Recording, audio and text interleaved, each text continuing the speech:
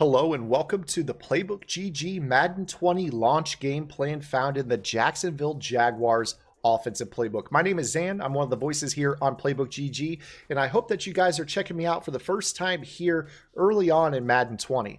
Now, this project I've been working on since, honestly, the beta, when we got the beta, testing the game out and learning things about the game. This has been an offense that I have taken a lot of pride in. This is something that I've repped a lot here the first few days that I've been able to have my hands on the full copy of the game. And we're going to start off by releasing this in sections. The first section of this game plan is going to be over 20 videos and close to 2.5 hours of content. We're talking all trips formations here. We're going to be focusing on the Y trips week and the gun Y trips offset here at launch. Again, over 20 videos, 2.5 hours of content. We're talking almost 150 minutes of content for you guys to absorb here before the game even goes full retail. The full edition of the game comes out in early August. We're going to bring that to you here in late July. So that way you guys are ready to go right away in Madden 20. Now, what can you expect with this particular game plan over the course of the first couple months? Well, as I've said, we're going to be focusing on the Y Trips week and the gun Y Trips offset here at launch. Going to be more than enough content for you guys to absorb stuff like RPOs, different beaters, whether it be one play touchdowns against man coverage, zone coverage, cover 2, cover 3, cover 4. We got it all for you in this first installment. But after that, we're going to move on. The Jags playbook has doubles. They've got doubles week. They've got some of the most unique formations in the game. They've got a nice little trips grouping. They've got 11 personnel, the new tight slots halfback week, bunch tight end. You can see that this is a very, very good book with some very unique stuff. When it comes to jumbo, they've got the wing tight Z, the wing pair. We're going to touch on those throughout the year. A slot, one of my favorite formations in Madden 19, deuce close, bunch under center, doubles Y off close. That's a great new formation that has a lot of great plays that we're going to break down here. But this first batch is here for you right now, here late July. We're going to be uploading the rest of it over the next month or so. Plenty of content to come here on Playbook GG, but I hope that you guys enjoy this first bit of content. Let's look forward to the next video. You guys can see the best RPO in Madden 20.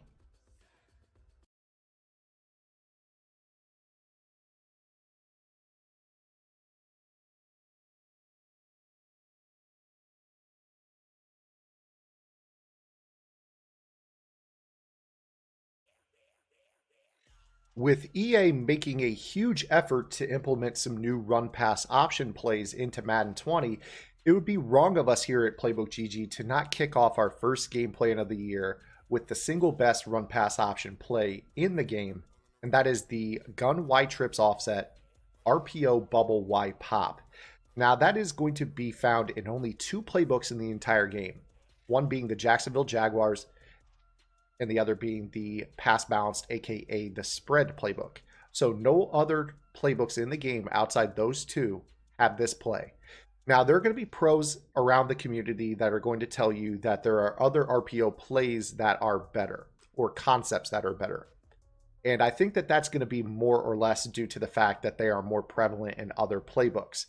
In my opinion, pound for pound, the RPO bubble Y pop is the single best RPO in the game, because your opponent cannot just click onto the one player that you would have to worry about in, say, a lookie RPO or a bubble RPO and be able to kind of muddy up that read. There are going to be 3 passing options on this play in addition to the outside zone handoff. So what we're going to do here is take this to the field, and we're going to talk to you about this play. Now, what I'm going to do is I'm going to go ahead and move the ball back, and I'm going to give myself a little bit of room here to the trip side of the formation. So we're going to align the tight end to the trip side of the formation. Now, with this play, as you look at it, there are a number of options for this play. So the Y pop is the first one. That is going to be Trey Burton. And he is on basically a seam route, which is designed to get inside leverage on cover 2. If it's a split safety defense, it's going to be able to split those safeties. And he's going to be going up against the player with the P letter over his head. That is the player that is in the conflict of defending the handoff to Cohen or the route to Burton. Now, with this play, there are other players who also are put into conflict. You can see here that on this same play, we have the route to Cordero Patterson. That's a bubble route. And what you're going to be able to do with this play is read the player that is standing over him. And that player is Khalil Mack in this example. Now, competitively, 9 out of 10 players like to run their defense base aligned. So they're going to take that conflict defender and make your job really easy by moving him all the way in. And of course, with a look like this of a 3-4 defense, you're really not going to be able to get much going in terms of the run. But if they are base aligned, that is where the RPO really shines in Madden, because you're going to be able to take this ball and throw that clean to the outside because that player isn't in a position to make that play because he has been base aligned. So RPOs are really going to take advantage of many of these base aligned style defenses that pull everyone into the box to defend the run and also get more consistent pass rushes, because over the course of the last few years, base aligned defenses are the most consistent pressure for free runners at the quarterback. But now with a working RPO system, you pull that player that's in conflict with the slot defender away from the play, we can throw that ball quickly to the outside. And as you can see, even a guy like Khalil Mack is still going to give up, 10, 15 yards on the bubble. And that's just simply by base aligning. The more that you find players are going to base align, they're going to have to do it out of formations like nickel. You see, this is nickel personnel, 3 down linemen, 3 linebackers, 5 defensive backs on the field. And what you're going to see here with this particular type of play is that you're going to have the slot defender, not Khalil Mack, but Buster Skrine on this play is who you're reading on the bubble portion of the RPO. So if Buster Skrine bites forward, you could throw this to the outside. You saw right there, he did just that. We're able to throw the ball to the outside, and we pick up about 15, 20 yards to Cordero Patterson. So with this play, you're definitely going to want to have somebody who is great after the catch. This is a great opportunity to maybe put one of your scat backs in this formation. So with the Bears, you've got a guy like Tariq Cohen. I mean, you also have Cordero Patterson, so he's on the field first. But you could go ahead and put a pass-catching running back, like, say, even a Christian McCaffrey, Alvin Kamara, if you guys play Ultimate Team. You can put them in that slot position and start to feed them the football from that position. Now, of course, you also have other options on this play. We talked about the pop to the tight end. Anytime that player with the P icon bites down, you could throw that ball quickly to the tight end.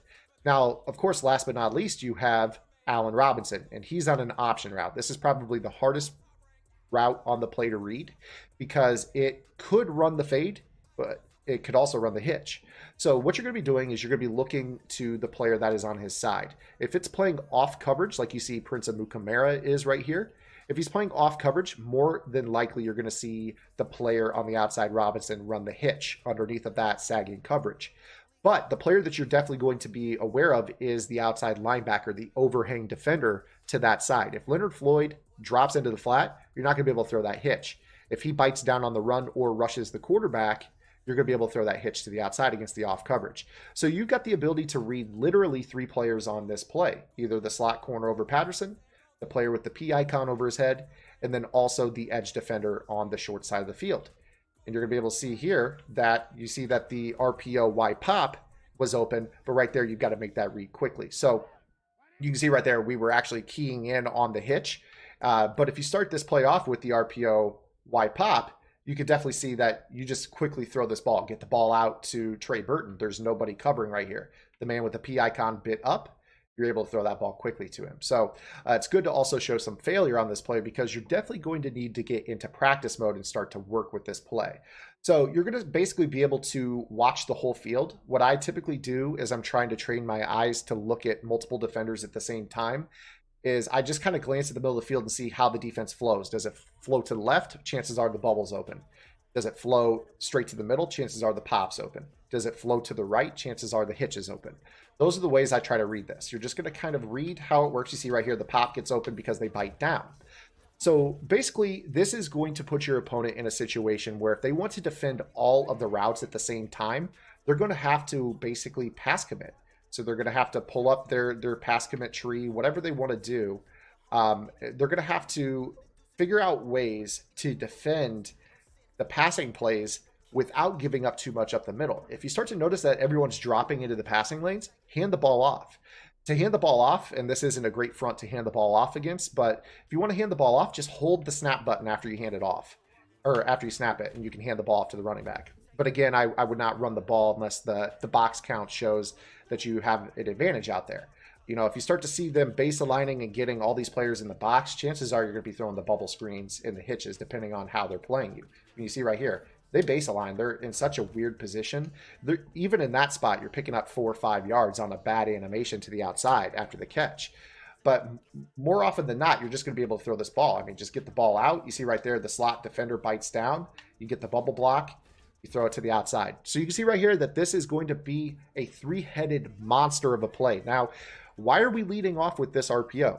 Because again, I think RPOs are going to be very tough to stop this year. I think it's going to take the community a little bit of a while to defend these. It's going to start to get into spots where they have to learn how to defend some of these RPO. I mean, you see RPO base alert looky. There's a number of different RPO concepts in this particular playbook here in the Jacksonville Jaguars. This isn't the only one out of the gun wide trips. In fact, you're going to notice that there is the read wide receiver screen, which doesn't have the tight end on the hot pass, but he's actually going to stay in block. So that way, if you're getting pressured, you have an extra blocker.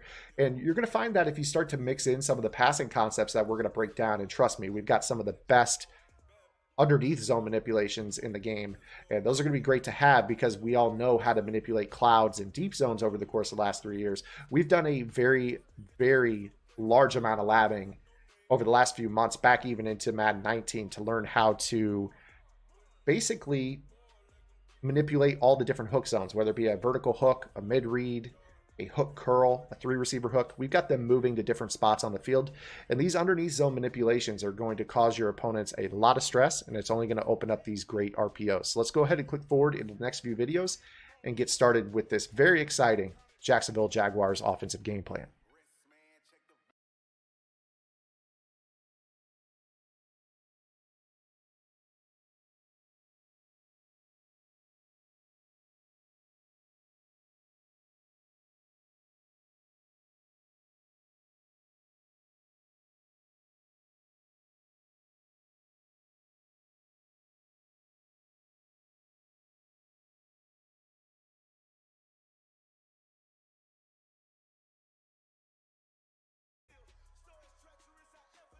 Our first setup for the gun wide trips offset wide corner is going to involve the fade stop route that is stock to the solo receiver. Now, with this play traditionally, you would anticipate that any type of cloud flat coverage would play the rule of 4, meaning that if you have 4 passing options to one side of the quarterback and 1 to the other side of the quarterback, that the cloud flat on the solo receiver side would play man-to-man. However, this is not necessarily true with this particular route. And I don't know if this is something that you will see consistently. However, what you will see with this play is that if we smart route the fade stop route, it goes to a depth of about 15 yards. This is just long enough for a cloud flat to drop this route off. So first setup here is going to be smart route Allen Robinson. He'll be on the short side of the field. You're going to streak your tight end. You're going to drag your slot receiver, and you can place your outside B receiver on one of several routes. If they're playing hard flat coverage, I like a comeback route. If they're playing cloud flat coverage, I like a fade just to pull that safety away from the slot tight end or the seam route to the tight end. And if they are playing man-to-man, or if they're getting really hybrid, sometimes I will go with a square in. A deep, smart square in to kind of mimic a follow behind the slot receiver running the drag underneath. First and foremost, we're going to go ahead and focus on the smart routed stock fade stop. So the stock fade stop is the one from the play. Some of the route chemistry quarterbacks in this game have this as an additional hot route that you can throw on outside receivers, but this play has this play stock. So we're going to go ahead on this play and look for Allen Robinson. And what you're going to be doing here is you're just going to be waiting for him to clear, and you're just going to see that we could throw a nice little touch pass over the top of the cloud flat zone. Cloud flats do not guard fade stop routes all the way down the field if you smart route them. So every single time you run this play, smart route that fade stop route, you're going to streak the tight end, you're going to drag the slot receiver, and you're going to place the outside receiver B on one of any of those 3 routes. But again, we'll go ahead and show this to you here. Cloud flat on the left is going to drop that route off. You could go ahead and throw that ball You see with the new trajectories, we're able to throw that over the vertical hook to the outside and pick up easy yardage. Now, the other thing with this play that is very slept on is that with the route combination that we have here of the tight end running a streak and the slot receiver running a drag, the mid-read defender that typically will follow the tight end down the field will do so, and then he's going to drop off of him for no reason and drift to the side of the drag. This is something that you will see very consistently with Y trips formations. You'll be able to drag the slot receiver underneath of the tight end running down the middle of the field, and that mid-read zone will just stop and leave that inside pass lead open. That is why I really like the fade to this receiver, because that's going to keep this safety honest. And truthfully, you want him playing around the numbers. If you get that safety playing around the numbers, this throw down the middle of the field will be all that much easier. So we'll go ahead and start to focus on this here in the cover 2. So we'll go ahead and set this play up again. Smart route X, streak the tight end, drag the slot receiver, and place the outside B receiver on a fade. Now, presuming that we get time, you're going to be able to throw this ball down the middle of the field, inside pass lead. You see that you're splitting the safeties, rat catch, touchdown for the Bears. Now, what a lot of players will do with this play traditionally is they're going to look at their cover 2 defense and they're going to say, okay, my mid-read zone is getting toasted. So they're going to take that middle linebacker and they're going to put him on the deep middle third to occupy the area between the safeties. Now, in that situation, if you're noticing that manipulation, that is where I really like the square in to the B receiver, because that square into the B receiver is just going to serve as a nice little throw underneath, and it basically turns the streak into the pull route found in a dagger concept, which is going to pull that deep middle third away, and then the square into Gabriel should break open underneath. So you're going to see right here, he's going to turn and run with him. Now you're going to see that that square in is open. You can throw that ball and make a possession catch over the middle. And again, that's going to be your third or fourth read in the progression. So with this particular play against cover 2, you're going to be looking for the fade stop route, which is always going to be open against cloud flat coverage. It's just going to sit right there in that tender spot of the field. You could throw that all day long. The cloud flat will rally down to the drag.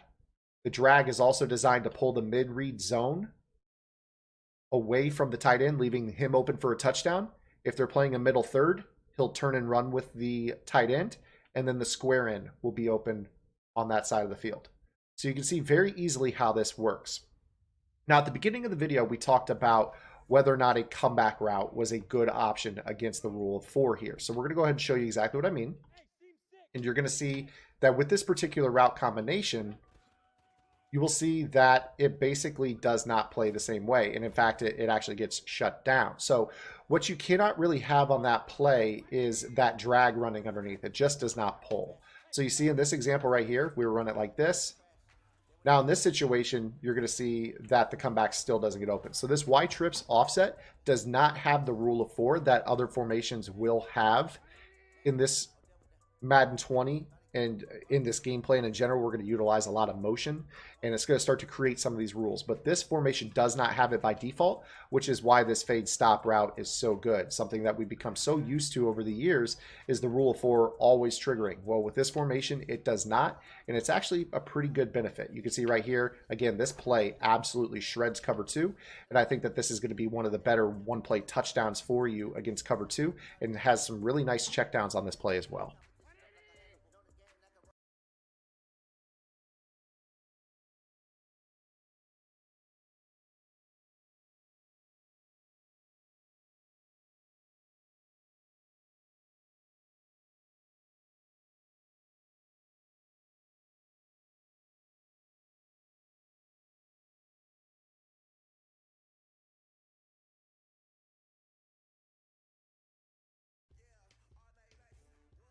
Our next setup out of the gun Y trips offset Y corner is going to be a cover 2 beater. Now with this particular play, you can go ahead and run this as a play with 5 out, or you can leak your running back out and hit some of the elements of the play that we just broke down in the previous video with the fade stop route. So with this play, we're still going to go ahead and put the X receiver on the short side of the field. We're going to smart route him up to 15 yards on his stock fade stop route. Our running back is going to swing across the formation to the left side of the field behind the quarterback. We're going to take our slot receiver, place him on a zig. We're going to smart route our tight end. and we are going to streak our B receiver. Now, this is a lot of hot routes, so if you guys have a conductor quarterback, that's probably going to be best for this, but this is your play art for this particular play. Now, what you're going to do with this play is you're going to click onto the B receiver. You're going to motion him into the inside, snapping as he crosses behind the slot receiver. Now, with this play, you're going to notice that the whip route to your slot receiver is going to pull down a cloud flat defender. So what we're going to see here is the cloud flat is probably a zone that a lot of players are going to use early on in the year, especially after Madden 19, which was a very cover 2 heavy year. And they're going to use this cloud flat trying to defend corner routes. Now, the slot whip will pull down the cloud flat. You can see right here that it will cause him to kind of play down for a couple steps, and then he's going to be like, oh, I need to get back. But by the time he realizes that, you've already got leverage, and you could throw the tight end open. You see here with an up pass lead, it leads him into the open wide side of the field, and we're able to roll in for what looks like a touchdown right there in that example. Now, we'll go ahead and show that to you again here against the cover 2 style defense. So again, the cover 2 split safeties, cloud flats on the outside. Again, our setup just to the wide side of the field involves a whip route to your slot receiver, a streak to the outside receiver, and smart routing your tight end. That's really all you need for this particular route combination. This is basically a Y sail concept, also mixed with a bench and a flooding concept. So the B receiver runs off the safety. The right bumper receiver, Patterson, pulls down the cloud flat, and Trey Burton will break to the corner. It's just going to be an up pass lead over the top of the cloud flat. So we'll go ahead and show you here. Motion snap inside of the slot receiver, and you're going to wait for Burton to break. You're going to throw that up pass lead. You're going to see right here, cloud flats cannot get to that throw. You see right here, we basically have 2 touchdowns in a row. So we'll go ahead and show you this again. Again, all you're doing is smart routing the tight end, whipping the slot receiver, streaking the B receiver. And then from there, it's optional what you want to do with your running back and your X receiver. So you can kind of do whatever you want. Something that I would recommend doing is if you feel like you're getting pressured, go ahead and run a backside shallow cross to Robinson. That nice little drag underneath will serve as a check down over the middle, especially if your opponent uses Trey Burton's route. You can block the running back to help you pick up that pass protection. But again, motioning Gabriel inside, you're going to snap it as he crosses behind the slot receiver. And you're just going to throw the tight end open down the sideline. You see right here, this is a very consistent throw. Quarter routes were very, very good in the beta, and this is going to serve as a really nice cover 2 beater. Now, I want to go ahead and show you something else here. If I were to not use a whip route on this play, say I were just to go ahead and use a smoke screen, and I were to try to run the route combination like this, you're not going to get the same results against cover 2. So you see right there, the cloud flat actually defends it. And you also need a smart route on this play. So I'll now show that with the tight end. Smart routed to run even deeper. You should see that the corner is still going to drop back. So now you see the tight end smart routed. You're going to see that that corner is going to drop back. If I were to try to throw that, that cloud flat will play that pretty well. So the whip is probably the best option if you're going to do this. You can try. I personally like the motion. You can see right here. Here's an example with the outside receiver on a whip. You see that the whip does a decent job of occupying, but not really long enough. And you also see that the safety is able to get over there and make a play. That's why I really like the motion streak, because he gets a free release, as opposed to, you see right here, Patterson kind of gets bumped off his route a little bit, and not getting that jam doesn't allow him to get deep enough down the field to pull the safety away where we could throw the tight end open. You see that we lead him up, but that safety is definitely too close to be able to throw him open. So you definitely want that pull route, and that's why I like that motion. So we'll go ahead and show you the motion again. Streaking the B receiver, smart routing the tight end, and whipping the slot receiver. We're going to motion him to the inside and snap the ball when he's in between the slot receiver and the tight end. You get a free release to the B receiver. And now you see that you can throw the tight end open. So you see that's a much more open tight end on this play against the cover 2. Now, keep in mind, cover 2 was really popular this year, so that's definitely something you're going to want to have in your arsenal, because a lot of people are going to run cover 2 until they realize it's not as good as it was last year. And even then, some of those people will probably stick with it because that's all they know. So definitely something to be aware of. Now, the other thing here with this play, you have that option to try to basically get the fade stop open. So we talked about smart routing the fade stop. The issue with this is obviously pass rush. You're 5 out. You don't have as many resources to try to pick up the rush. So this might take a little bit longer because you're waiting on the running back on his swing. And you see exactly what I'm talking about right there. Khalil Mack comes in, he's able to get to the quarterback relatively quickly. So that's one of those situations where, if you're really getting a lot of time in the pocket, this is okay. Otherwise, you might be in a spot where you're honestly better off running the running back as a pass protector and then mixing in maybe the occasional drag to the B receiver. So, you go with the setup like this and maybe drag the B receiver instead of streaking him. You're still going to have to throw the tight end open. The safety is probably going to be able to make a play. But every now and again, if this player is running the drag, he'll cross underneath. And then that's going to allow us to throw that fade stop open just to kind of keep your opponents honest. So there are elements of the previous video that you can utilize here in this particular play.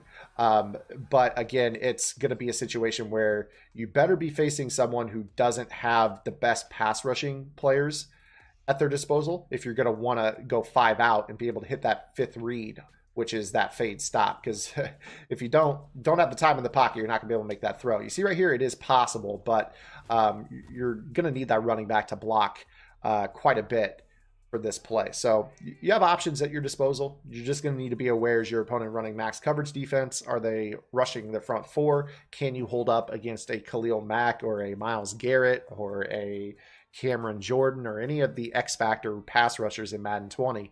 Because they're really going to make your life hell. So that's why it's really important to have these progression reads at your disposal on this play.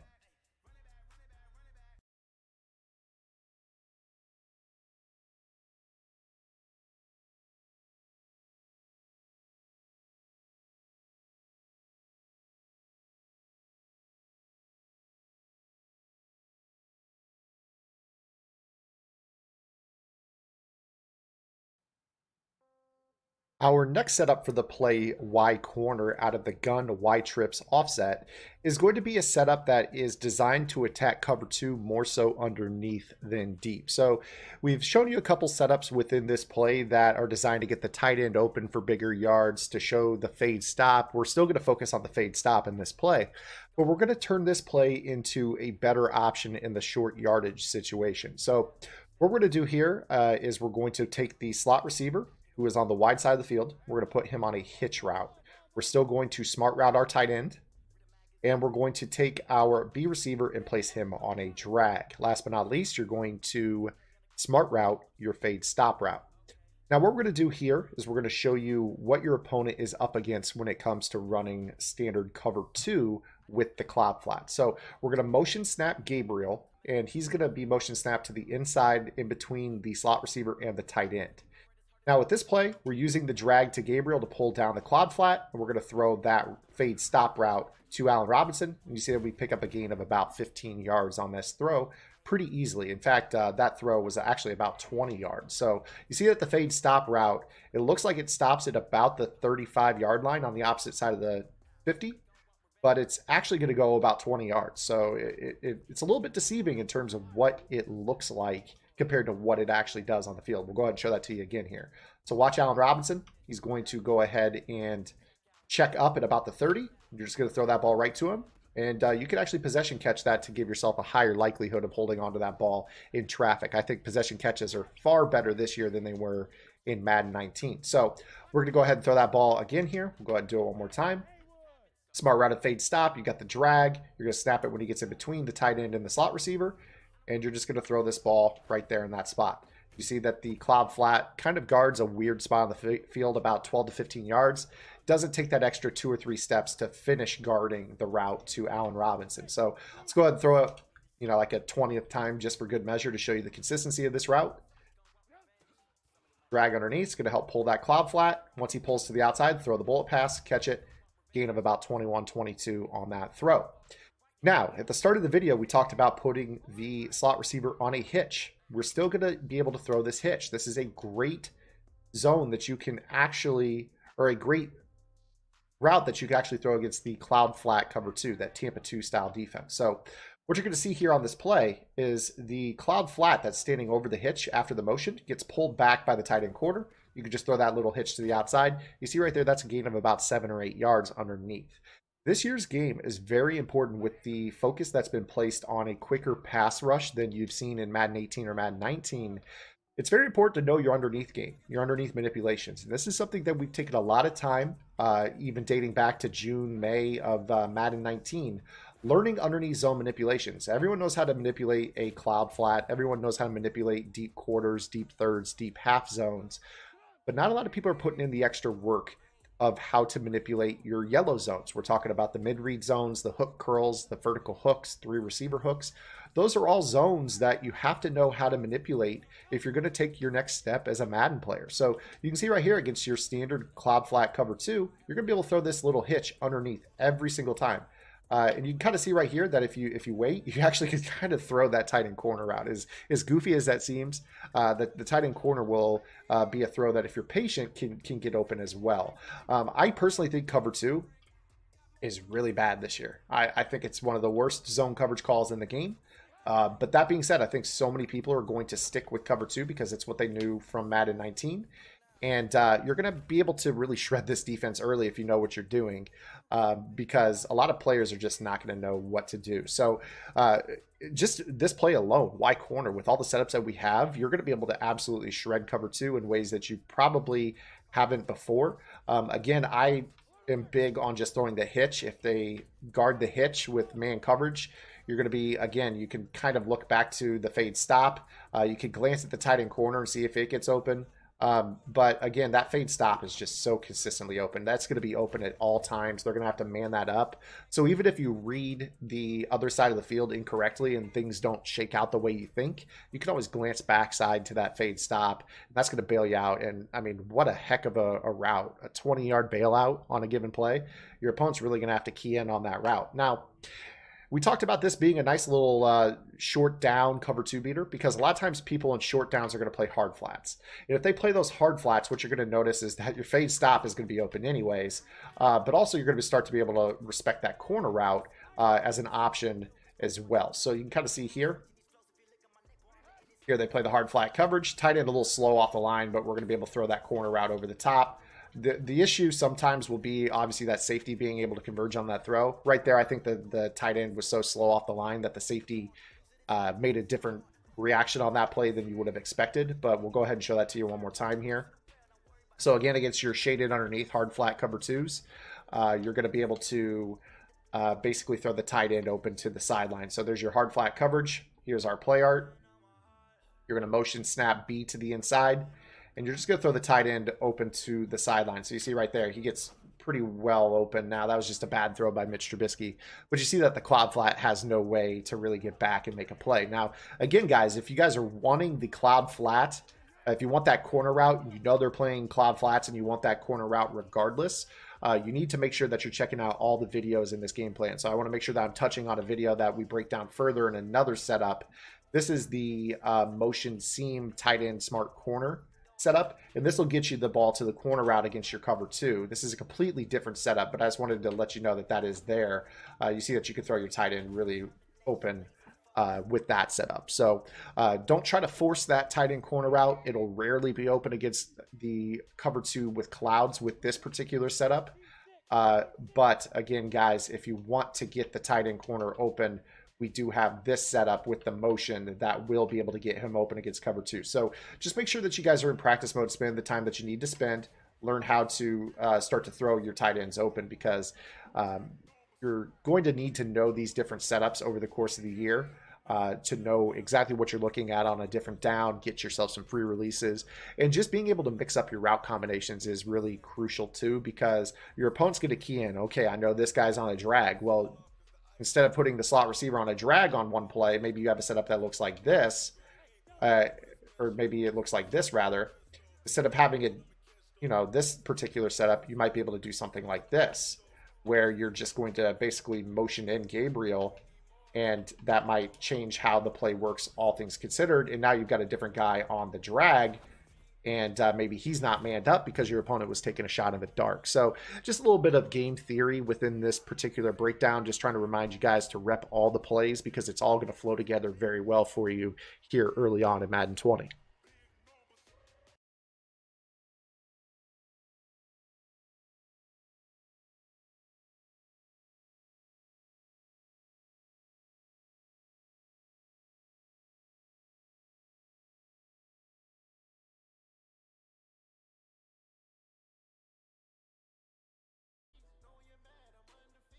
So you've seen countless ways that we can utilize the gun Y trips offset Y corner to attack cover two. Now let's go ahead and get into how I think you're going to want to attack cover three and cover four style defenses with this play. I'm on record already here, first day of Madden 20, saying that I think cover two is the worst coverage in the game in terms of the zone coverages. I think that you're going to see a fair amount of cover three, but I think it's going to take a lot of the community the first probably 3 weeks to a month to really realize that cover two, after being the most popular coverage shell for the basically 3 of the last 4 years, is not the move here in Madden 20. So I wanted to make sure that there's plenty of cover two content in this game plan. And then also, you guys are going to have to be able to attack cover three as that meta shifts and that mindset shifts towards those one high defenses, center field, post defender type defenses. So let's go ahead and show you our stock setup for this play against cover three style defenses. We're going to smart route both the tight end and the short side solo receiver. We're going to go ahead and hitch the slot receiver and fade the outside B receiver.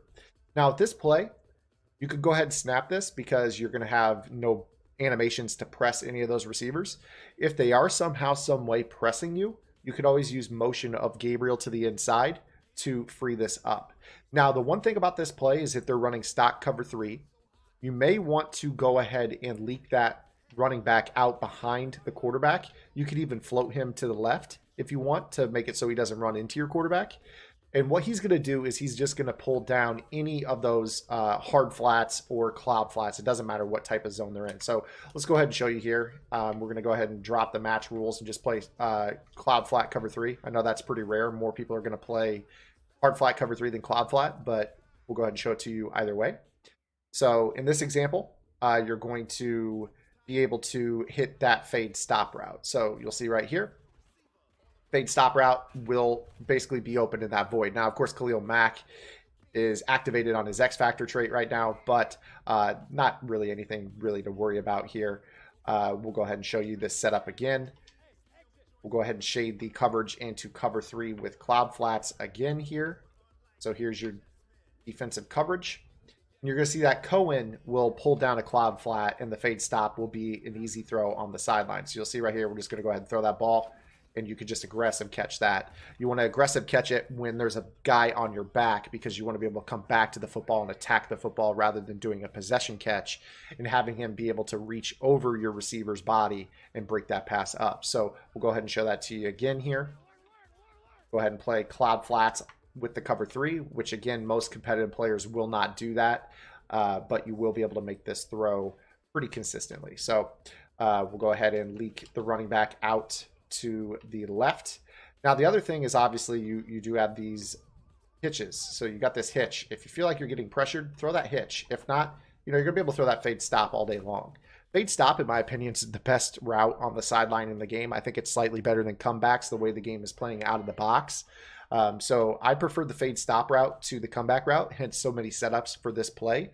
And this route is actually found throughout Madden 20. It's in a lot more formations in stock plays now, as well as the fade stop is a route that you can utilize with a lot of the route chemistry of X Factor abilities that the quarterbacks and the receivers have. So that's something that you might be able to mix in on your own with other plays. So these are things that you can take and apply to your own plays. But again, here, you're going to see the majority of people that play cover three are going to play hard flat cover three. So you can see right here, here's an example, hard flat cover three.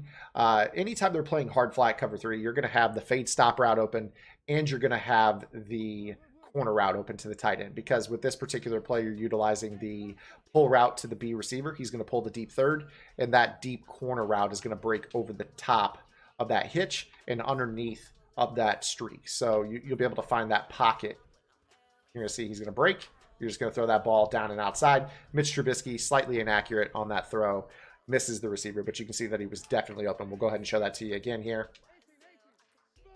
Again, the same setup, smart routing the tight end, smart routing the X receiver, pitching the slot receiver, fading the outside receiver. You could float the running back opposite if you would like.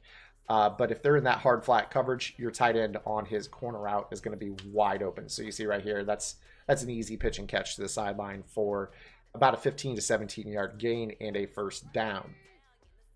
Now, again, with this play, you're basically looking at this fade stop as being something that your opponent always has to respect.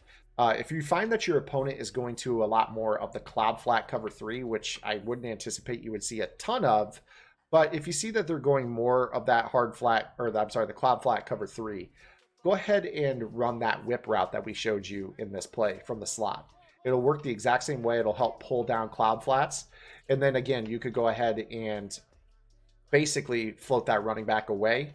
And what you'll see is the whip route should pull the cloud flats a little bit. And I'm not going to have time here because of Khalil Mack, but you can see that that route gets open to the sideline. Again, guys, it's very, very important this year, more than any year I can recall in recent history, to be able to have your check down game down. This is not a game like some of the other Maddens, in my opinion, where you could just have all deep routes, because you saw in that previous play that a guy like Khalil Mack can single-handedly wreck a football game, which is something that he does in real life. So it's going to be something that you're just going to have to get used to. You're going to have to be on that timer. If you see that you're getting really beat quickly, you know, throw that route, throw your check down routes. And obviously this fade stop, like I've said time and time again, that's the biggest bailout route in the game. You see right there that if your tight end gets bumped off his route, you can just basically see how this play shakes out. You're looking for the tight end to the corner with this setup. You know the whip is going to pull down the cloud flat. You can see right here that it does that. And then this tight end corner should have been breaking, but because he got hung up by the pass rush a little bit, he didn't get a free release. So, of course, I have to ad-lib on this play. And you can see that the fade stop is just so open. It's always open. I personally think it's the biggest bailout route in the game. And you guys know which site brought it to you first.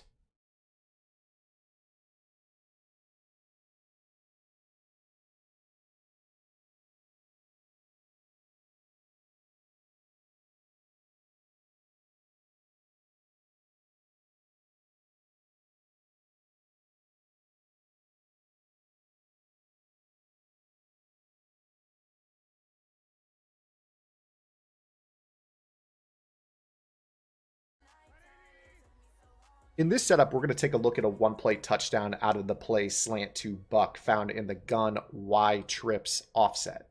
Now, with this play, what we're going to do is we're going to max protect to block your running back and your tight end. You're going to place your solo receiver on the short side of the field on a comeback route.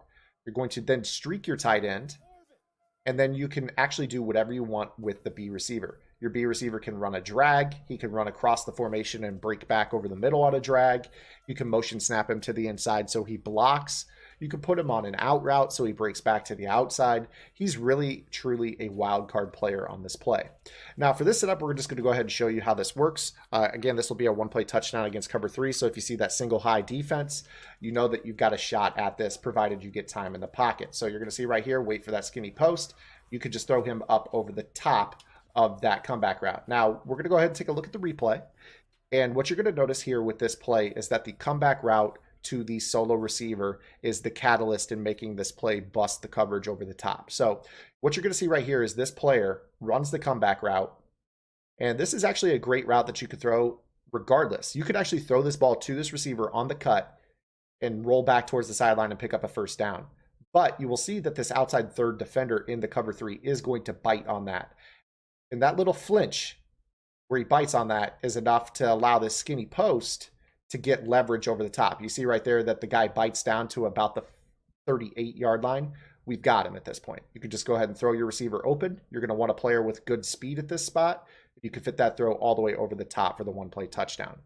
Now, the thing that's really great about this play is a lot of times when you talk about cover three beaters for one-play touchdowns, you're talking about an all or nothing type of play. This play is progression based. So you should be able to, with this play, throw your comeback route, assuming that they are in hard flats. So let's go ahead and show you a really good example right here. So if your opponent were in hard flat coverage, you're going to be able to throw the comeback route. So you're going to see right here, you step up in the pocket. Well, try to. You can see that that comeback route breaks down underneath, and it's going to stay over the top of a hard flat. We'll go ahead and show that to you again. Khalil Mack took over the game right there. That's just something you're going to have to get used to. You're going to see far more sacks with the base rush in this year's game than probably any other year. But here's an example. You're going to see the hard flat. He's going to run that comeback route. You could throw him wide open in the cover three window.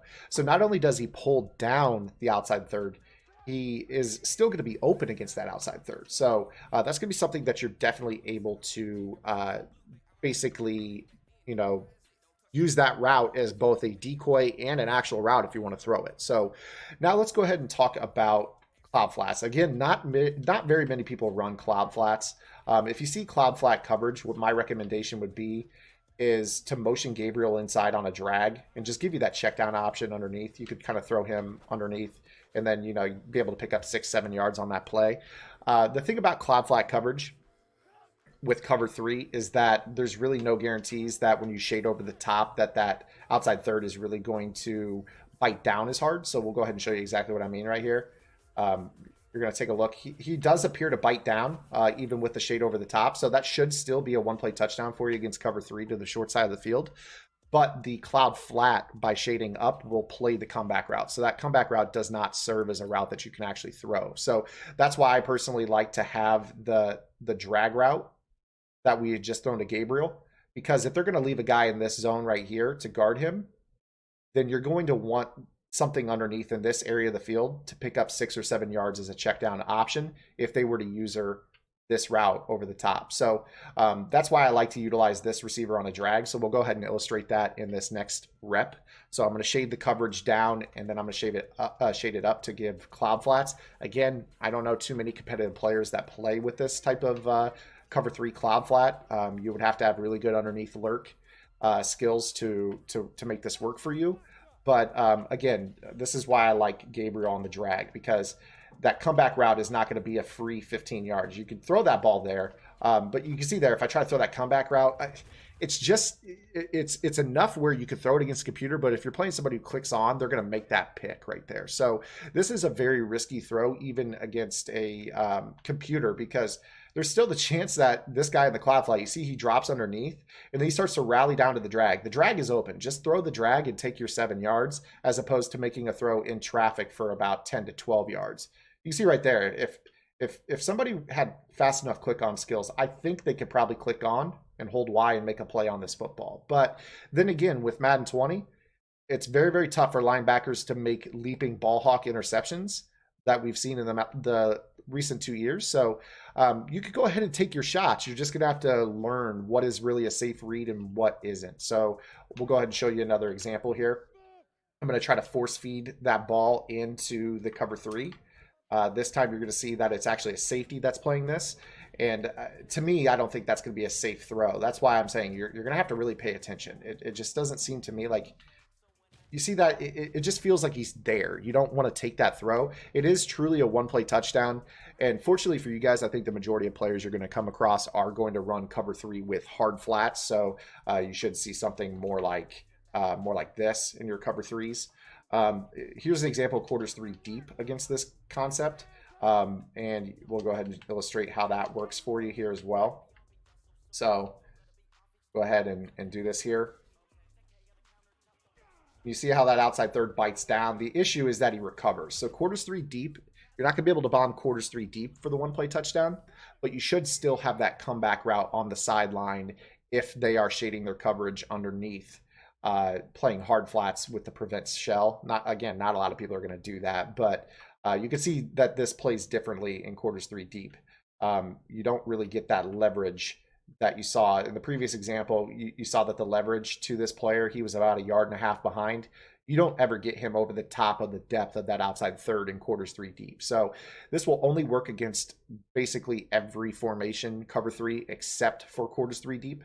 And obviously your opponent can take other adjustments into account as well. If they don't want to get beat deep over the top, chances are they're going to play deep halves. They're going to play they're going to change up what they do on the outside to make sure that they're not getting beat. So they might play something that looks like this.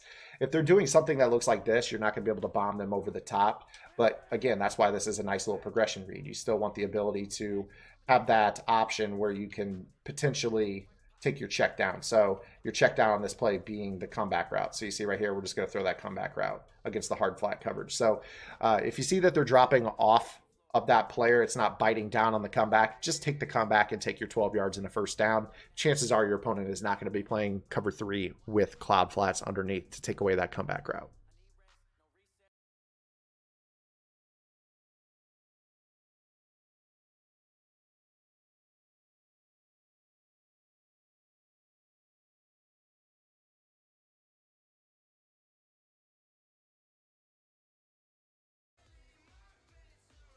Much like the play slant to buck, we're going to utilize the play curls out of the gun Y trips offset as another cover three one play touchdown. Now with this play, all you need to do is just take the tight end and place him on a streak. You can max protect to block your running back as well. You're going to place the solo receiver on a comeback route. And with this play in particular, it's going to work very similar to the play slant to buck. The only difference for me personally is that the post route breaks a little bit more quickly. And I think with this particular post route, you actually have more precision pass lead on it than you do in the play slant to buck. So what I mean by that is you're going to be able to see this. You're going to be able to throw the ball with a little bit more precision downfield and actually lead your receiver into open space. So you're going to kind of see what I mean here. I can actually throw that ball, and you see right there, if I throw a regular bullet pass, it kind of just throws it to the corner that is on that play. But you're going to see that with this particular play, that if you throw the ball with an up pass lead a little bit earlier, it actually puts the ball in a completely different spot on the field. You're going to see it right here. So you throw it, boom, right there. You see how it just leads him down the field more and allows you to run away from that corner? That's going to be really important for you on this play. So we're going to go ahead and continue to show that. I'm max protecting, streaking the tight end, placing the X receiver on a comeback. And it's totally up to you what you want to do with the B receiver. Again, against cover three, I really like the running back on a wheel route and then the B receiver on a out route, because what that does is that allows you to use the B receiver to pull that flat defender. And then you could just throw that wheel route right up the sideline. You see right there, that's something that you can use as a check down in this offense as well. But this post develops more quickly and has a little bit more precision in terms of where you can place the football than in slant to buck. In slant to buck, you're waiting for the guy to get way downfield, run the skinny post, and bomb it all the way over the top. You're almost in a position where you're waiting maybe a little bit too long, considering how fast the pass rush is in this year's game. Whereas this one has a little bit more utility as a post that you can throw underneath of the deep zones if you do get rushed. But you can definitely see right here, like if I just go ahead and throw that up, that was actually an inaccurate pass cross body penalty, as you saw there on the screen. But you still see that you can lead him to a different area of the field. So again, here's the setup that I like to utilize. If you're going 5 out, you're going to go with this setup. And this is going to work against your cover 3 defense. So again, you're going to see one of those safeties rotate to center field. You see that happen. You're just going to go ahead and throw that post all the way over the top. Now you can see right there a guy like Eddie Jackson with like crazy X Factor abilities. He's going to be able to make plays on that football. And to me, that's why it's so important that you have this particular post route, because you want the ability, if he is really breaking on throws like you saw in the previous example, that you may just want to go ahead and use the X receiver to run off everything and help pull that safety away and even develop that post route a little bit more. So if I were to show you something that looked maybe a little bit like this, you might kind of understand what I'm getting at here. So in this situation, you're going to see that Eddie Jackson has to respect 2 vertical threats, and you're able to really feather that throw in. You see how that post breaks all the way underneath that deep third. And again, the pass rush is so fast in this game, but I want to do my best to show you how you can get this route open with this particular play. Again, blocking the running back is probably your best bet. But if you're in a cover 3 situation where you're struggling with a one-play touchdown, just go ahead and run 2 vertical threats. And you could clearly see that you could throw that ball open to that post on the short side. There's really no chance for a outside third or even a cloud flat to play that post route. So you're going to see right here, here's an example of quarters 3 deep. You want to chew up some big yardage, you can go with dual streaks, block the running back, drag the B receiver, motion that B receiver in a little bit. And then at this point, you're just using both of those streaks to run the coverage off, and you're just going to throw the ball underneath. Now, again, you see Eddie Jackson right there. He's an absolute stud. He breaks like the old 91 zone from a couple years ago. But all things considered, your traditional cover 3s, you're not going to see as much quarters 3 deep as you've seen in the previous 2 examples. You see something like this. If that safety is in the zone, go ahead and go with something more like this, because what that's going to end up doing is it's going to cause that safety to have to respect 2 vertical threats. And then he has to basically turn and run. and he's not going to be able to make that throw right here. So you see, he can't make that play to that post route. He has to respect the X receiver running deep and the tight end running deep. He's not going to be able to just run with the tight end and break on the throw to the post. So sometimes you just need to be aware of what's active. If they have, a player that's really breaking on the ball, you're going to want those two vertical pull routes. If they don't have a guy activated, you're probably going to be fine with a play that kind of looks like this, where you could just kind of bide your time in the pocket and look to try to bomb over the top. I mean, you're going to see right here, you have all day long to throw that ball over the top of a cover three defense, because as long as they don't have somebody that can really just warp to the football with that X factor ability, that should be a one play touchdown against cover three.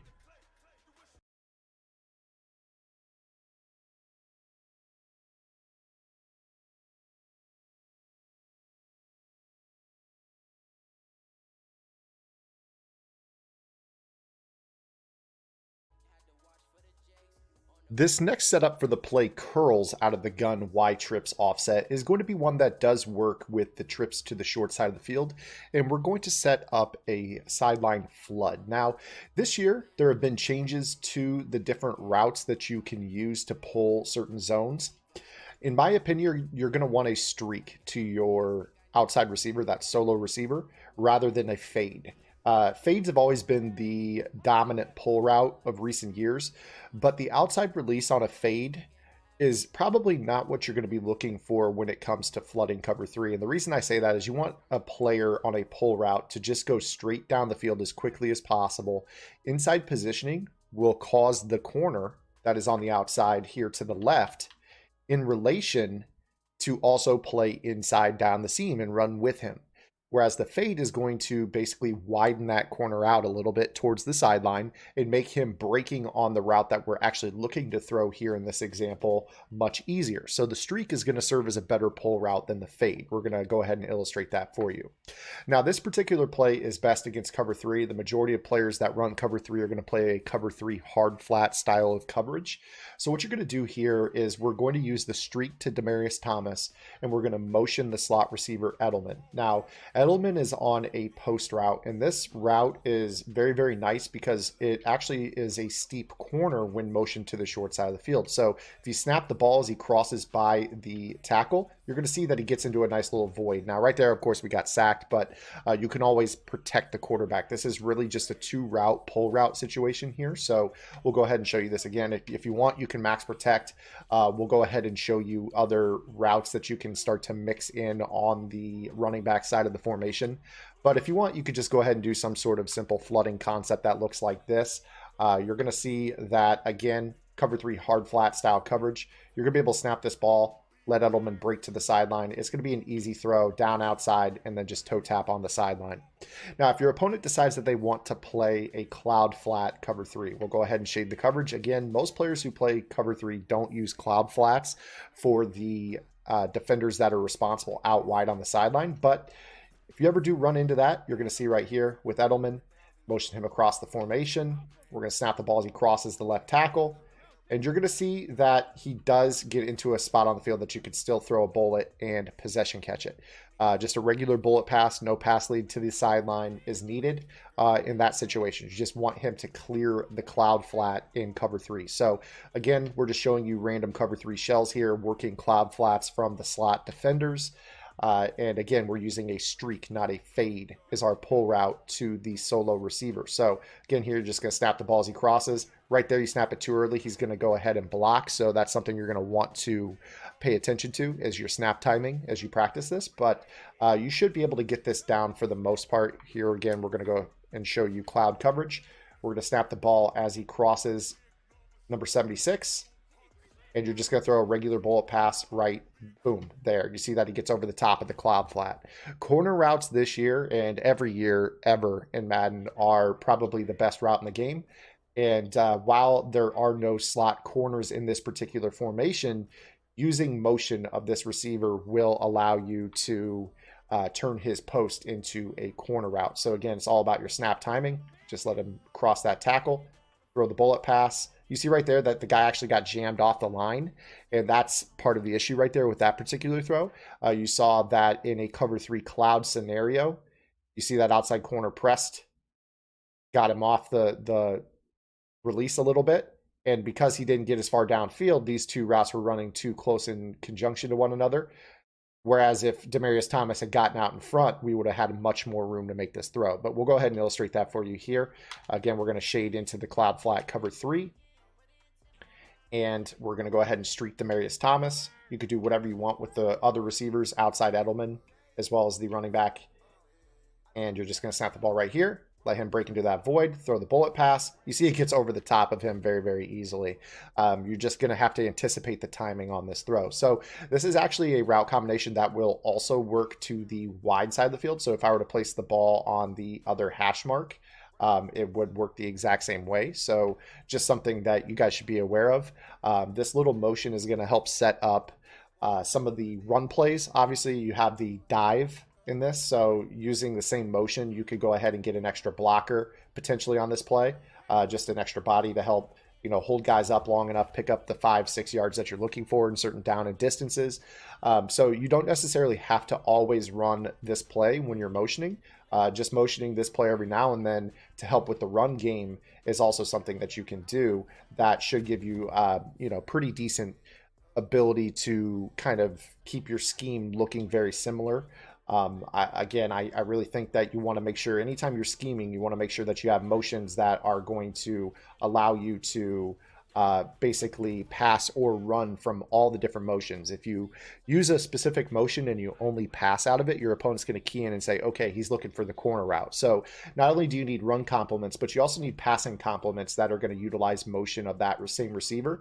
But then, you know, in certain scenarios, he might not necessarily be on that route. He might end up being on something completely different. You know, you might just run regular curl flat in a certain scenario.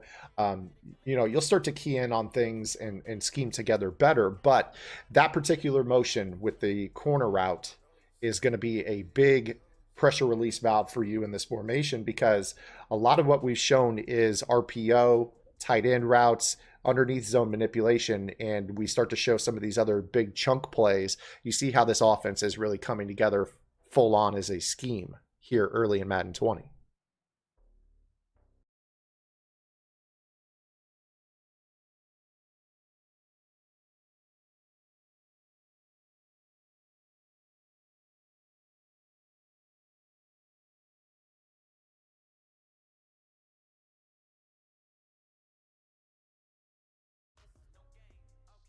While the RPO bubble Y pop is one of the best, if not the single best RPO in the game out of the shotgun Y trips offset, there are certain defenses in the game that line up really weirdly against it. And I think it's just a bug in the game that EA will have to come around and fix.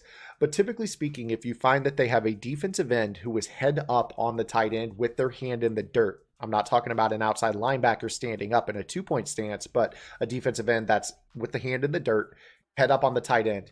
You will see frequently enough, not every single time, but enough that you need to be aware of this, that the tight end's route will bump him and the right tackle will not block him.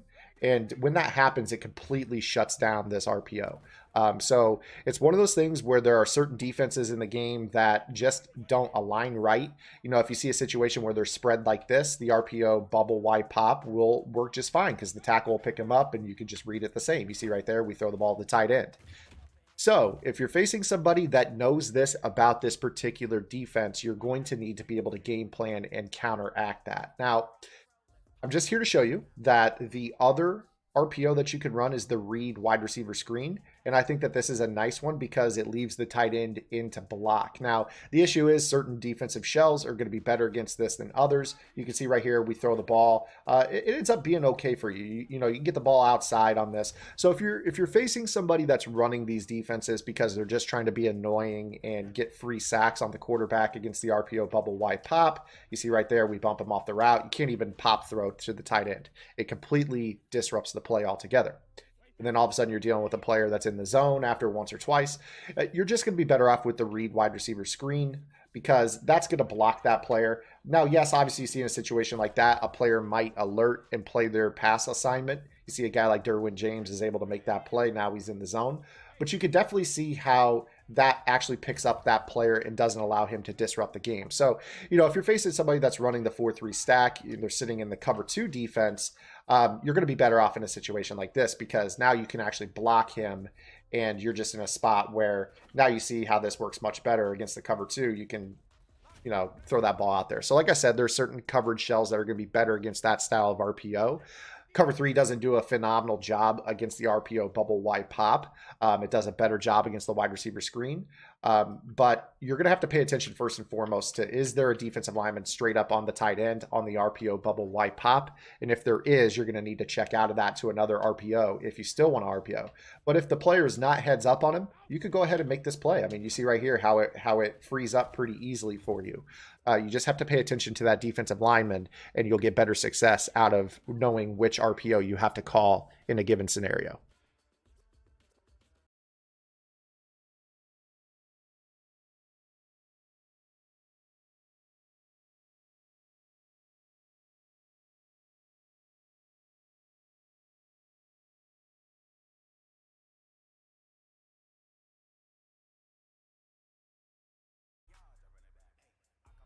The halfback dive out of the gun wide trips offset is a nice little run because it is actually a different blocking style than an inside zone. As you can see, if you look to the right of the screen, it says it's an ISO run concept, which is more of something that you would see under center. So you take a look here.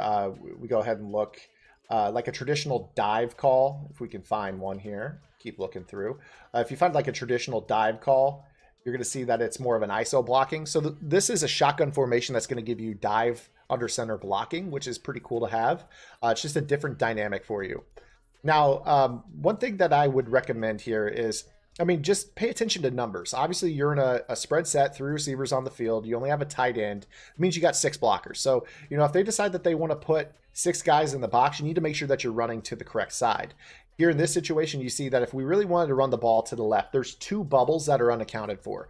There's a bubble in the B gap because Gotsis is plugging right here, that this linebacker could shoot here or he could shoot here. So realistically, it doesn't make sense for us to run the ball left. That's the great thing about the dive. You have the ability to bounce it left or right. And that's different from the inside zone, which is going to take a hard run to the opposite B gap. And that's why I really like the dive. So what you can see here is that if we just kind of try to stay right with this, you're going to be able to follow your dive blocking right up the middle and pick up good numbers. So, even if they are matching the bodies, you can still read the box and realize where the bubbles are because a dive can hit almost any gap in the game. So you see right here against the sub package quarters, just a little bit unlucky. It also goes to show do not hold turbo, which is something that I do kind of habitually. You don't want to do that. Don't develop that habit. You want to make sure that you're just running without turbo. Guys don't block shed nearly as quickly. They will still block shed if they have an advantage. But if you do not hold turbo, you're going to get 1, better control, and 2, much slower in terms of the block shed. Now, again, you could go ahead and do this motion. If you do this motion, that's going to help take away guys from the box. That's going to allow you to maybe hit this run a little bit different. You see right there, we can get somebody just widened out a little bit. That changes the block targeting. You get a overhang defender off that left edge out of the way. That allows the tackle to block down, allows you to really wedge up the middle. And you can see right here how we're able to just pick up 5-6 yards on this run. That's really all we're looking for. This isn't a home run hitting play. It is a quick, direct hitting run. You see right here, you can catch good blocking from your trip side. The fact that you can run the dive and bounce to the outside is going to allow you to really, follow your blockers, whether it's to left, right, or up the middle. So you see right here, here's another example that safety blitzes. We're still able to pick up 3 yards on something like that. In general, I think the run game this year is a lot easier. Here's an example. You might motion this guy across just to pull that outside linebacker away. And even if he doesn't, you might still be able to run the ball up the middle. Just because what that does is it changes the block targeting by your interior linemen, allows them to block more inside than it does. You don't want to see your tackle turn and kick out. You just want to be able to do it. So you see right here, I mean, you're able to climb the second level. Everyone picks up their man, ISO blocking. It's not zone blocking. That's going to lead to a little bit better success than some of these inside zones because a lot of players like to manually shoot gaps. So when you have a man-on-man blocking system as opposed to a zone blocking system, a lot tougher to shoot those gaps.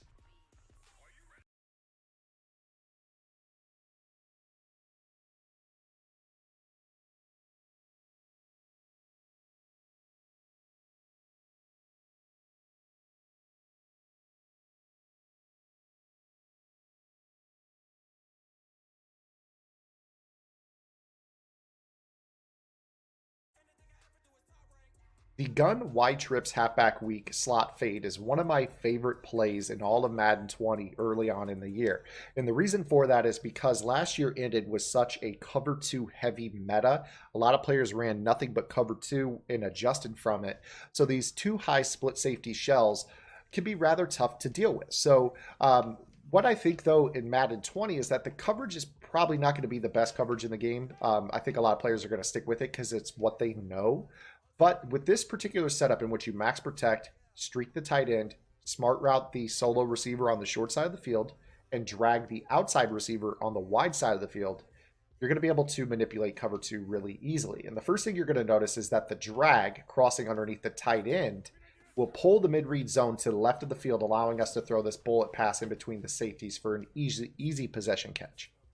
Now, the other thing that's really great about this play is that if you have time, what you're going to notice is that the slot fade actually gets really open to the outside. So what we're going to do here is show you that. You're going to watch the right bumper receiver, and you're going to see that you just throw a regular bullet pass. It puts it on the money. In fact, this pass does not seem to really have dice roll inaccurate type throws. From what I've noticed, I've thrown this ball a number of times against cover two. And all you do is throw a straight bullet pass. Do not pass lead it. And it seems like the game will always, almost always, put the ball in the perfect spot on the sideline. So you see right here, I just throw a regular bullet. It literally puts the ball in that perfect spot where only the receiver can catch it. Now, what I would recommend is getting receivers on your team that have the trait for make sideline catches. And that will help with toe tapping. But you can see that the throw is never inaccurate. It's always in the perfect spot on the sideline. And I've tested this with almost every quarterback. I've tested it with Trubisky as well, who's one of the lowest rated quarterbacks that is starting quarterback caliber in the NFL. So a guy like Rodgers is going to be on the money with this play. So what you've seen right here with this particular play is that you're going to be able to destroy cover two, not only in the middle, but also on the outside. You see right here, again, you just put this ball on the money and toe drag every single time. Now, it comes down to the make sideline catches trait for the individual wide receiver, but Valdes-Scantling is actually a pretty mediocre rated player in this game, and he seems to make the catch the majority of the time. So you're going to see pretty consistent results out of him. Again, all I'm doing is throwing a bullet pass and then possession catching. Possession catching, for the most part, is pretty consistent. I think that if you start to go with the aggressive catches, you're going to start to notice that your guys jump out of bounds a little bit more. But it might be something that you can also do. You see right here, if I were to go ahead and throw this, maybe click on and run inside a little bit and try to aggressive catch it. But you really don't have full control over keeping your 2 feet in bounds. Sometimes you're going to fall out of bounds with the receiver. Other times you're going to get the toe tap, but this is going to be really consistent against the cover two.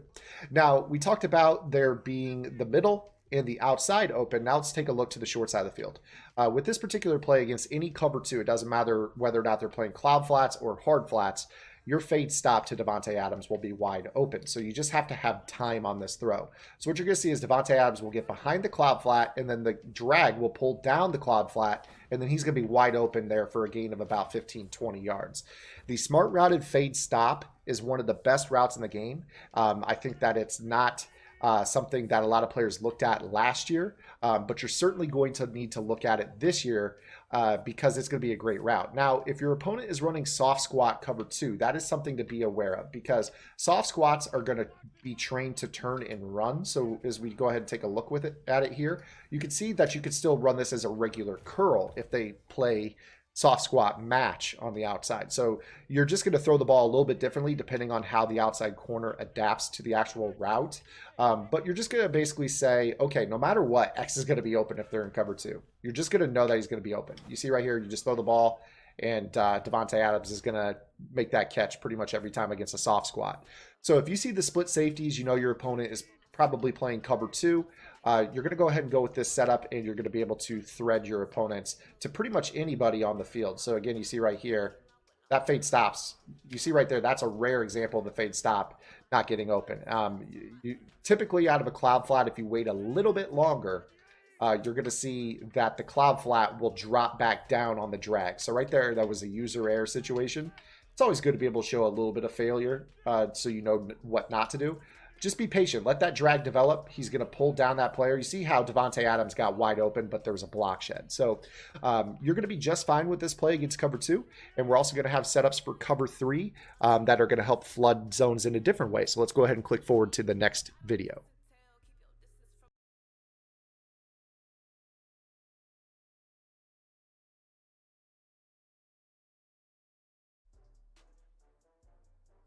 In the previous video, we showed you how you could throw the slot fade found in the play slot fade out of the gun Y trips halfback weak against cover 2 and throw the ball to a spot on the sideline where you never get an inaccurate dice roll. At least from my experience, that has been the case. It's only been a couple days, but definitely a throw that gets very consistent results. Tried it with a wide range of quarterbacks from Brady, Rodgers, tried it with Rivers, Trubisky, who's one of the lowest rated players in the game. So that cover 2 beater is really nice, but the cover 3 beater is even better. So what we're going to do here is we're going to basically smart route our fade stop route. We're going to take the running back and place him on an out route. That's just essentially going to pull down any flat zones, allow us to throw this fade stop if we wish. You're going to take the tight end, put him on an out route. You could also use a flat, or you could block him. It's totally up to you. However many receivers or extra protectors, it's pretty much up to you. But the one thing you cannot do is put Jimmy Graham on any vertical route here on this play. He cannot release vertically. So an out route is about as far as you can let him run. And then from there, I like to use a comeback route to the outside receiver. Now, what we're going to do here on this play is we're going to motion the slot receiver across the formation.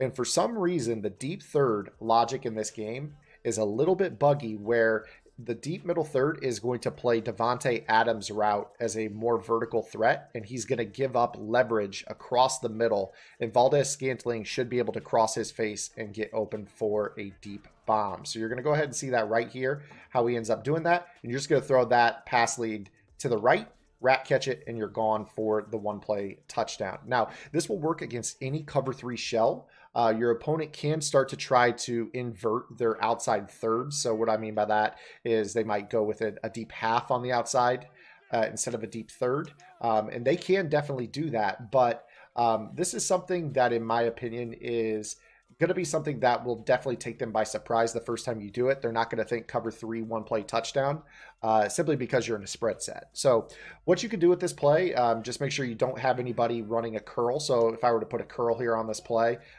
you would see that the middle third doesn't do the same thing. In fact, he kind of plays it perfectly, actually. But as you see, the fade stop route is still wide open against cover 3. It's going to be open against pretty much every zone in the game.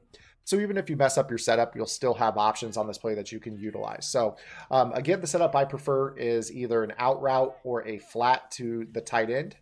If you have a quarterback like Tom Brady that can get crazy pass leads, I probably would just use the flat and then pass lead up if there's terrain. Otherwise, just use them as a pull route and then go with a comeback route to the B receiver.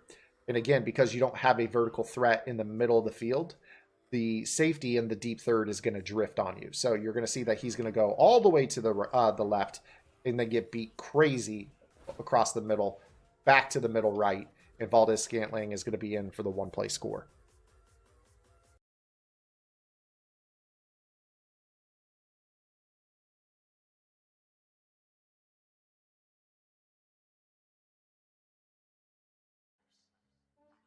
When it comes to beating man coverage with the play slot fade out of the gun Y trips halfback weak, I like to go ahead and put the outside receiver on the trip side on a comeback route. I like to smart route the fade stop.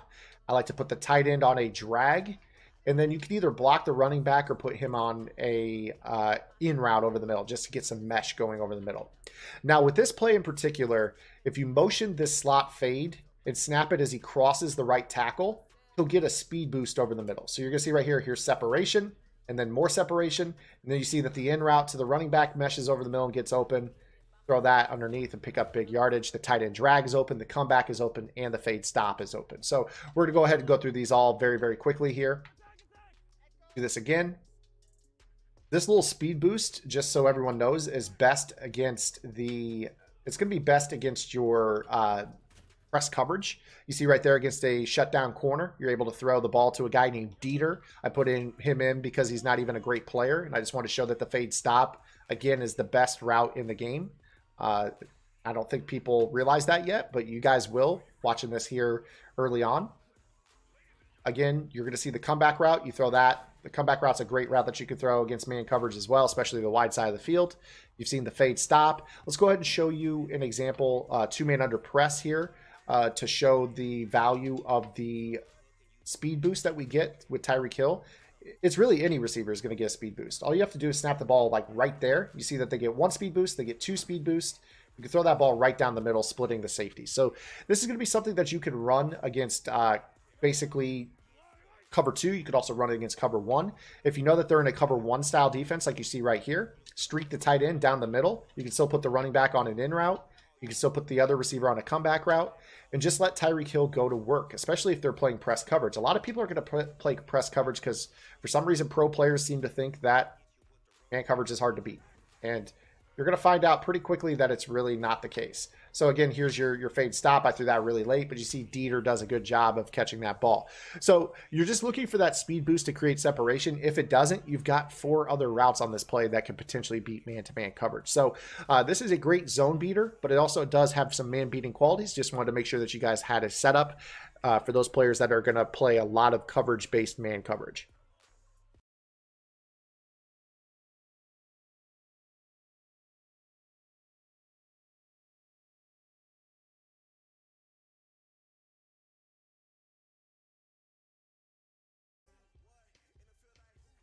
In this video, we're going to go over some cloud flat manipulation that we're going to use out of the gun Y trips halfback week in the play drag verticals. Now, with this particular play, we're going to have a number of setups. And what we're going to do first and foremost is focus on the wide side of the field.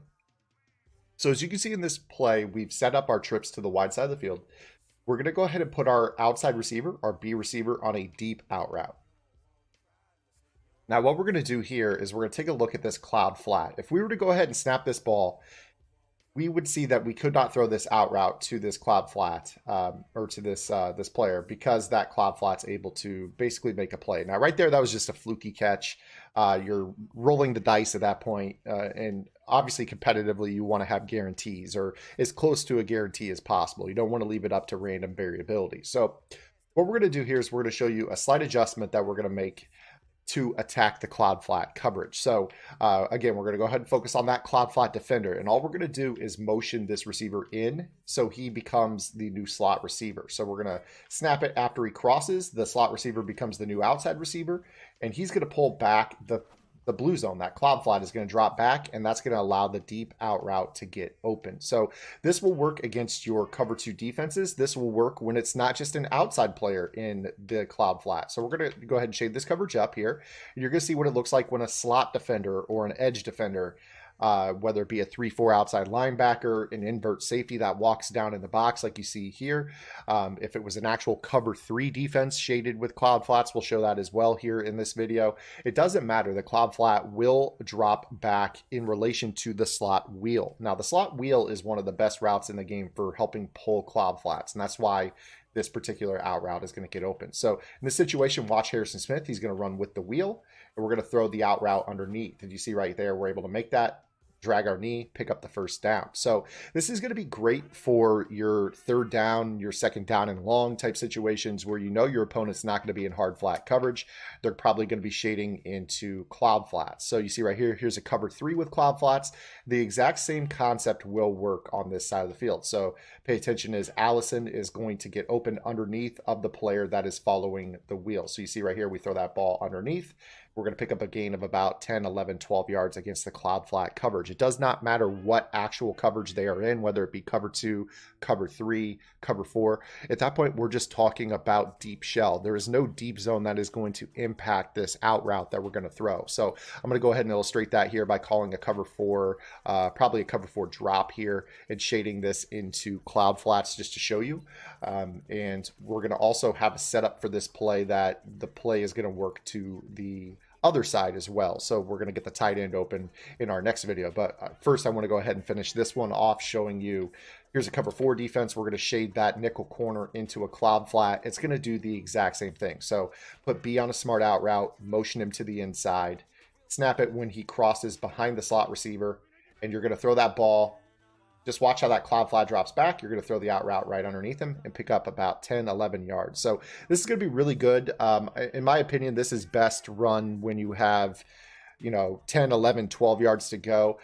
If it's third down and 17, what's going to end up happening is the smart out route is going to get into a different area because you're smart routing it up to 17 yards. So this is really best, in my opinion, when it's 12 yards or less to go and your opponent is playing the cloud flat coverage, because they're really not going to be able to do anything to counteract this. Now, if they start to play man coverage on the out route, you're going to want to put a route runner at this spot. But if they're just playing zone, you're going to be fine snapping it like so, and then just knowing that this route's going to get open. You see, you can throw that all day long and drag your feet for that first down. So that is going to work to the wide side of the field. In the next video, we're going to go ahead and put the ball on the other hash mark and show you a nice little setup that you can run for this play. That way you don't have tells that your opponent are going to get used to.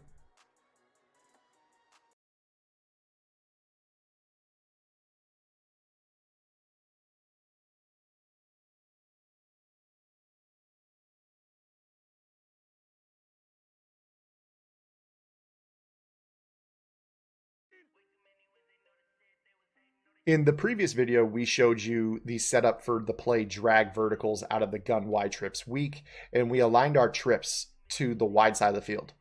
Now, in this video, we're going to align our trips to the short side of the field, but we're going to stay in the same call. We're just going to make an adjustment so that way your opponent cannot pick up on any tells. This is going to be a great way to really focus on a couple of different routes that are going to get wide open. And the one that we're going to get open is going to be the tight end, Jimmy Graham. And this could be a really huge gain for you. It's just going to come down to how much time you have in the pocket with your quarterback. So with this particular setup, you see all we did was motion the outside receiver on the solo side to the inside and put him on a streak. That's going to open up this entire play against cover two. So let's go ahead and start off with cover two. The whole reason that we motion the X receiver to the inside is to free up our tight end. You can see right there that Jimmy Graham was able to get open underneath. Now, unfortunately, the enforcer there kicked in. That is something that will happen from time to time. It essentially mimics 91 zone from a couple years ago. But what you're going to find is that typically the pull route is going to get that safety out of there, and we're going to be able to throw this ball to Jimmy Graham wide open. I mean, you see right there, we picked up a gain of about 45, almost 50 yards on this play. Let's go ahead and go into the replay. We're on the 20, and we throw it all the way down to the other... about the other 30. So it was about 40 yards. My apologies. So about 40 yards on that throw. And that's something that's really great to have, because a lot of players think cover two is a very safe coverage because it doesn't get beat deep for a ton of yards. So this could be a setup that you use just to mix in every now and then. This could be something you keep in your back pocket because you want to be able to essentially use this when it's clutch time. I mean, you see right here that, I mean, this is a huge throw. We pick up about 50 yards on that throw. And all you have to do to set that up is just motion this player to the inside, Davante Adams. Now, you're probably thinking, well, okay, those were mid-read zones in the previous examples. What do we do if the player plays a deep middle third? Well, let's go ahead and find out here. So what we're going to see is that the deep middle third is going to run with Jimmy Graham, but then he's going to actually run with Davante Adams. So you'll see right here how that works. He's going to turn and run. He's actually running and chasing Davante Adams. You see that Jimmy Graham is wide open as I take the sack right there. I just wanted to show you how that zone reacts. Now, in this example, we're going to do the exact same thing, but we're actually going to throw the ball to Jimmy Graham. So here's cover two. We're going to do the exact same setup. We're just motioning Davante Adams to the inside, placing him on a streak. And then what that's going to end up doing is that's going to open up Jimmy Graham. So I'll go ahead and click off that guy. You see how he turns and runs with X? He doesn't actually run with Jimmy Graham.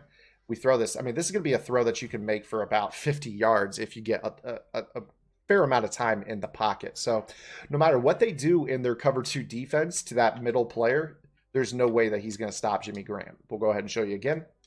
One last time, we're going to motion Davante Adams inside, place him on a streak. The whole point of the motioning to the inside is just to get him the free release. So that way that cloud flat doesn't press him. He gets the free release.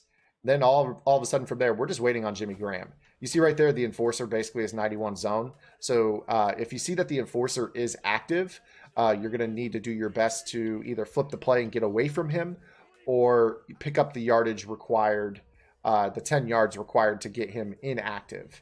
So you see in this example, no enforcer to that side of the field. We're going to be able to kind of bide our time, roll out, roll out, roll out. You're going to be able to throw this ball all day long. I mean, that right there. You see right there, this could end up being a touchdown on this throw. If you get a ton of time, the more time you get, the more yards you're going to get. Obviously, that goes without saying. But and then now we're going to go ahead and focus on the other built-in positives of this play.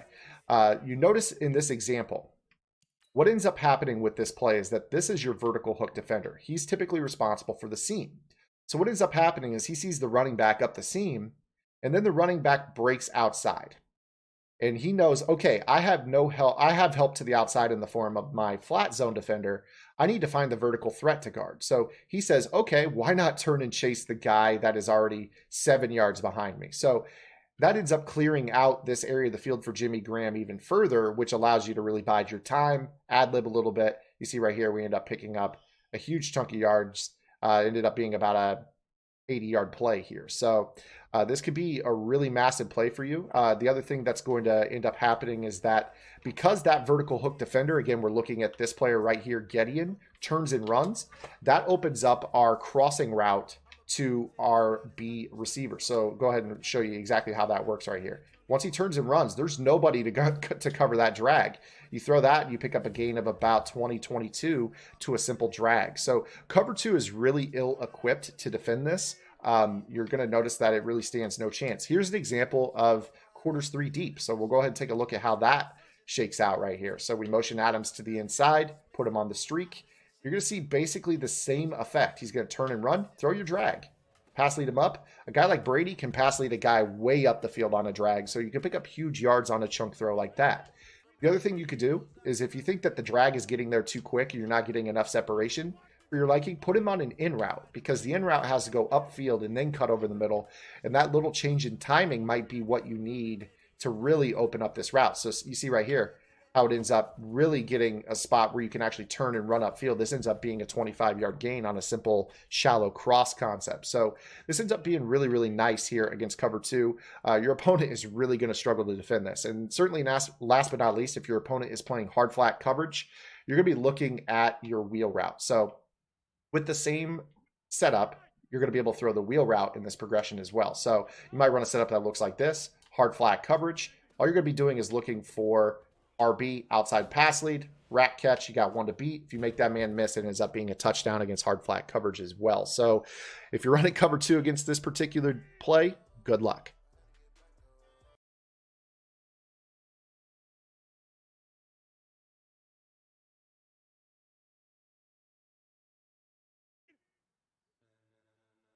In the previous video, we showed you a setup with our trips to the short side of the field and how we were going to attack cover 2 out of the gun, Y trips weak, drag verticals. Now with this particular play, we're going to attack cover 3. You'll of course face many players that straight up give away their cover 3 with a single high safety. And with this particular setup, you're just going to streak the tight end and you're going to motion that same receiver from the previous video inside and place him on a streak or a fade. Now, the secret to this play is the running back on his little out route out of the backfield. I'm not sure what to call this route. It basically is going to be a seam route out of the backfield that converts into an out route. And what we're going to do is we're going to pay close attention to the outside third defender right here, Xavier Rhodes. And what you're going to be looking for him is an animation that says, hey, I'm in an outside third.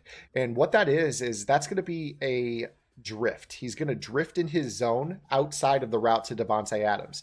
What you'll see initially at the snap is Davante Adams will be guarded by Xavier Rhodes. And then when the route by the running back starts to break outside, he's going to jump outside just a little bit. So that way he's in position to rally down to that throw. Once you see that flinch, you're going to throw an outside pass lead. Now, the tight end is in this play as well. He's trying to keep the center fielder away from Davante Adams. And if you throw this ball right, you're just going to throw it right on the visual cue. You see it? Boom. You see how he flinches? That's your cue to throw that ball all the way over the top for the one-play score. You can see right there, I was able to split two really great Regs defenders, Xavier Rhodes and Harrison Smith, for the one-play score, with a player that's really not even that fast in Davante Adams. So again, we'll go ahead and illustrate this for you here. You motion Adams inside, place him on a streak or a fade. I'm not sure which one I really like most. I think the fade is fine. And then you're just going to streak the tight end. And then again, you're just looking for whichever player is responsible deep. As soon as he flinches, throw that ball outside. You see right there, he flinches, gone. One play score over the top for the touchdown. This is all about the running back's route.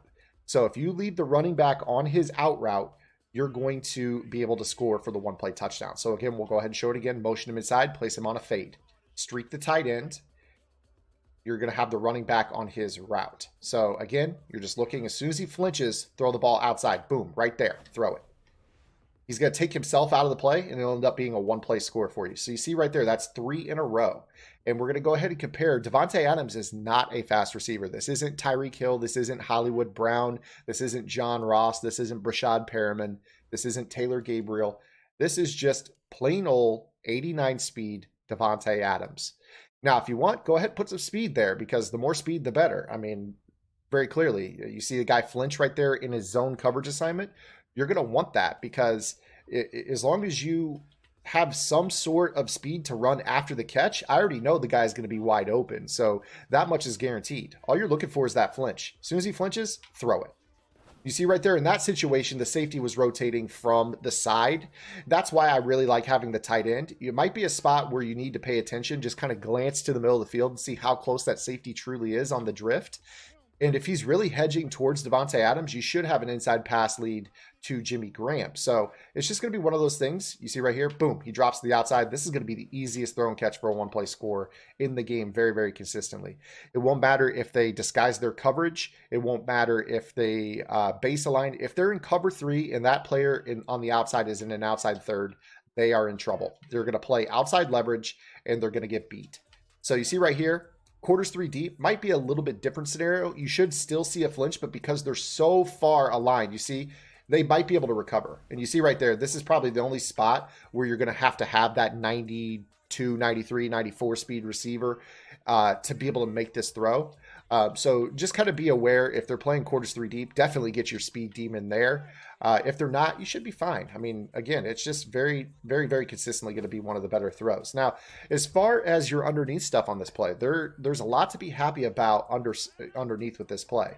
Again, we're talking about cover 3. About 9 out of 10 players you play that play cover 3 are going to play the hard flat variety cover 3. So you're going to be looking for the deep ball on this play, and then you're going to end up taking your check down. So again, you see right here, the route to the running back is great, but you're also going to have the ability to, throw the ball. And I didn't set up the tight end seam right there. You're going to have the ability to throw the ball to that backside crosser as well. So we'll go ahead and show you exactly what I'm talking about here.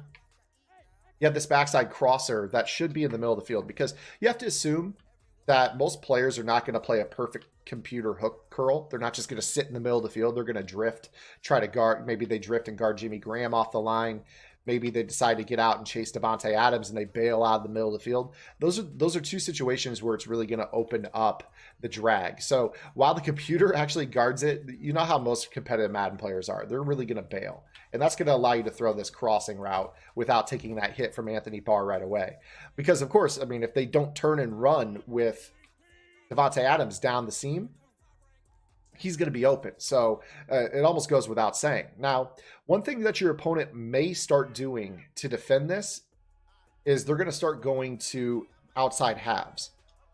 So if you start to notice when you're running this that the outside player over here is not getting beat deep, they're not flinching, that's going to be a tell to you right away to get rid of the route to Jimmy Graham down the middle of the field and stick with his stock route. And you'll see exactly what I'm talking about right here. So what's going to end up happening is the route to Davante Adams is going to pull the deep half all the way downfield.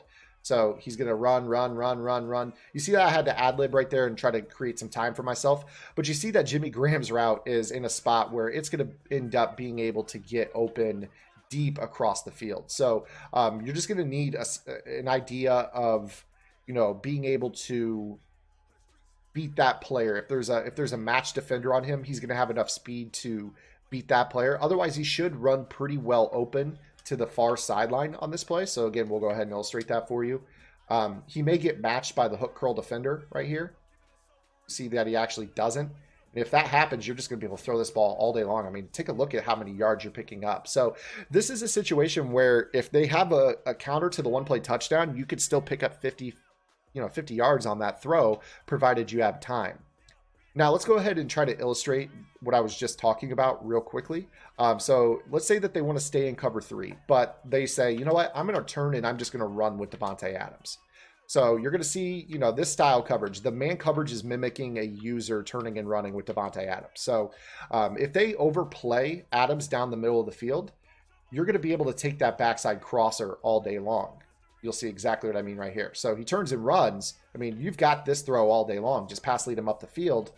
You're able to pick up a gain of about 20 on a simple drag. So it's going to be one of those things where you're going to hit them for a touchdown the first time. They're probably not going to get fooled again by the touchdown, and you're going to have multiple answers. If they're running with it manually, take your drag. If they're inverting the coverage and going deep halves, leave the tight end on his deep crossing route. And of course, last but not least, if they decide to play that hard flat coverage with the cover 3, you always have the ability to hit the wheel route.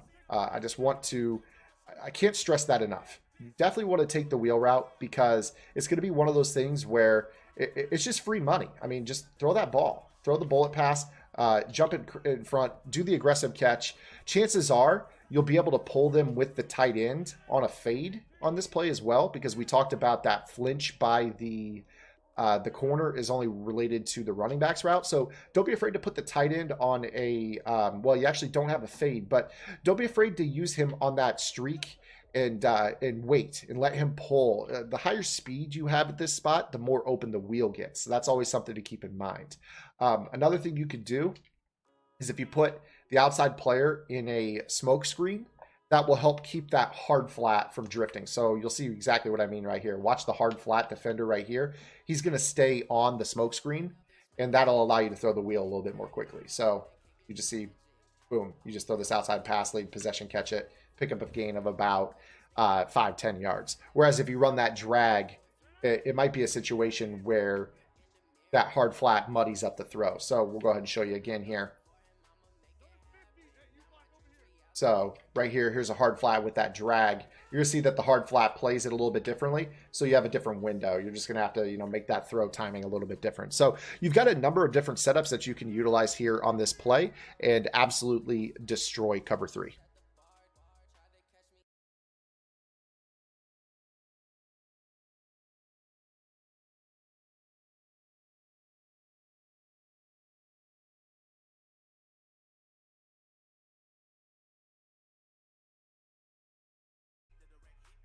Another setup for drag verticals out of the gun wide trips week is going to involve using the outside receiver on a streak and motioning the tight end across the formation. Now, with this particular setup, what I like to do is I like to go ahead and put the B receiver on an in route. And this is going to be designed to give you basically 2 levels of checkdowns in relation to the tight end's route. Now, the tight end's route is basically turning into a very, very steep corner. And what you're going to do with this is you're going to be looking to run a simple sideline flood with the tight end, the outside receiver, and the running back. And then on the backside of this play, you have options. So you've got the backside cross to Allison. If they're playing hard flat coverage, you could possibly hit the wheel route. You could also go ahead and put the wheel route on a curl. You could put it really on anything you want. But this is going to be dedicated towards the tight end attacking to the wide side of the field and getting open into that void. So you're going to see that he breaks open, very, very open on this throw, a lot of space. So your opponent is probably going to have to user this. And that's why I personally think that this is one of the sneakier setups in this formation, because I don't think a lot of players are going to be prepared for what the tight end is going to be on off the line actually turning into a corner. It doesn't truly look like a corner route off the line. It just kind of looks like a little fade, and then it breaks to the outside pretty sharp. Now, if you throw it really late, you could see that a player could turn around and break on that. So you probably want to throw it right as he cuts to the outside, assuming that there's no user defender present. And if you do that, you're going to have pretty good success. So here I'm going to go ahead and show you what a cloud flat underneath of the cover 3 looks like. And you're going to see that the tight end will still be open here. So see how he breaks? You're just going to throw that ball, and you can just aggressive catch right in front. So the earlier you throw this ball, probably the better. Now, if they're playing that cloud flat coverage to try to defend this, you're probably going to have the running back also open on this play. So we'll go ahead and show you what that looks like here. You can see right here that he's going to go ahead and break underneath. You could go ahead and throw that possession catch that for a gain of about 6 or 7 yards. So even though the cloud flat is outside, keeping him from turning the corner up the sideline, you could still throw that ball pretty easily. So now that we're getting into how this flood is going to work, you're going to see how the backside cross gets into this. So you could use the drag. You could also use an in route. So a lot of players typically are going to use a linebacker, and they might get over aggressive. So let's just say, for example, they are using, let's say they're using Anthony Barr, and they decide to cover the running back out of the backfield on this. You're going to see where this area of the field is vacated. You're going to be able to throw the square in pretty easily right here. You can see that that's a really easy check down. You're going to pick up about 7 yards on that throw. Now, if your opponent is playing a lot of hard flat coverage with their cover 3, you already know that the tight end is going to be open on this play. So what you're going to see is that the tight end is going to be open. And then what you ought to be doing on this play is putting the backside player on a smoke screen, which is something we broke down in a previous video, because what will end up happening is the hard flat over here on the right will play the smoke screen, and the wheel should be open pretty quickly. So you could go ahead and hike throw that. You see, you're just going to wait, boom, throw the outside pass lead, possession catch it, gain of about 20 yards and a first down. So that's something you could do on the backside. That'll be pretty annoying for you. So all in all, you're seeing that this play has a lot of utility. I mean, you see right here that we could go back to the initial one-play touchdown setup where you're going to be able to essentially throw the ball to Davante Adams. You've got a number of options here. So again, right here with this setup, the previous video, the one-play touchdown, it's the running back's route. As soon as the running back breaks to the outcut, that guy's going to flinch, and then you're just going to throw him open, rat catch outside. It's going to end up being a one-play touchdown. So you have a number of setups with the tight end to the short side of the field that you have at your disposal against the cover 3 defense here early in Madden 20. And you've got a number of options to deal with some of the hard flat type stuff as well that people will do. And you also have that option to sideline flood by motioning this player across, streaking the outside receiver, and just running that as a traditional flood concept. Again, with the flood concept, you're just going to wait for him to break. As soon as he breaks, go ahead and throw that ball. That's going to give you plenty of separation against the outside third.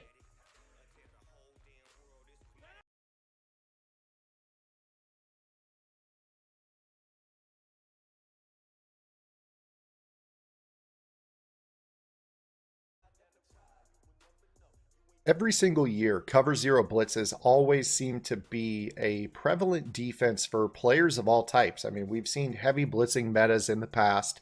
Cover 0 is always one of the toughest ones to deal with. And the reason for that is just that the offensive line has always been ill-equipped to deal with players that delay blitz, meaning that you're manned up on a running back. If the running back blocks, rather than just dropping into a hook curl, sometimes the player that's manned up on the running back will blitz to keep the numbers in the defense's favor and allow them to get quick pressure on the quarterback. So beating cover 0 has always been something that has been kind of challenging, especially in the MUT ranks where you get players that are really high man coverage ratings by the end of the year.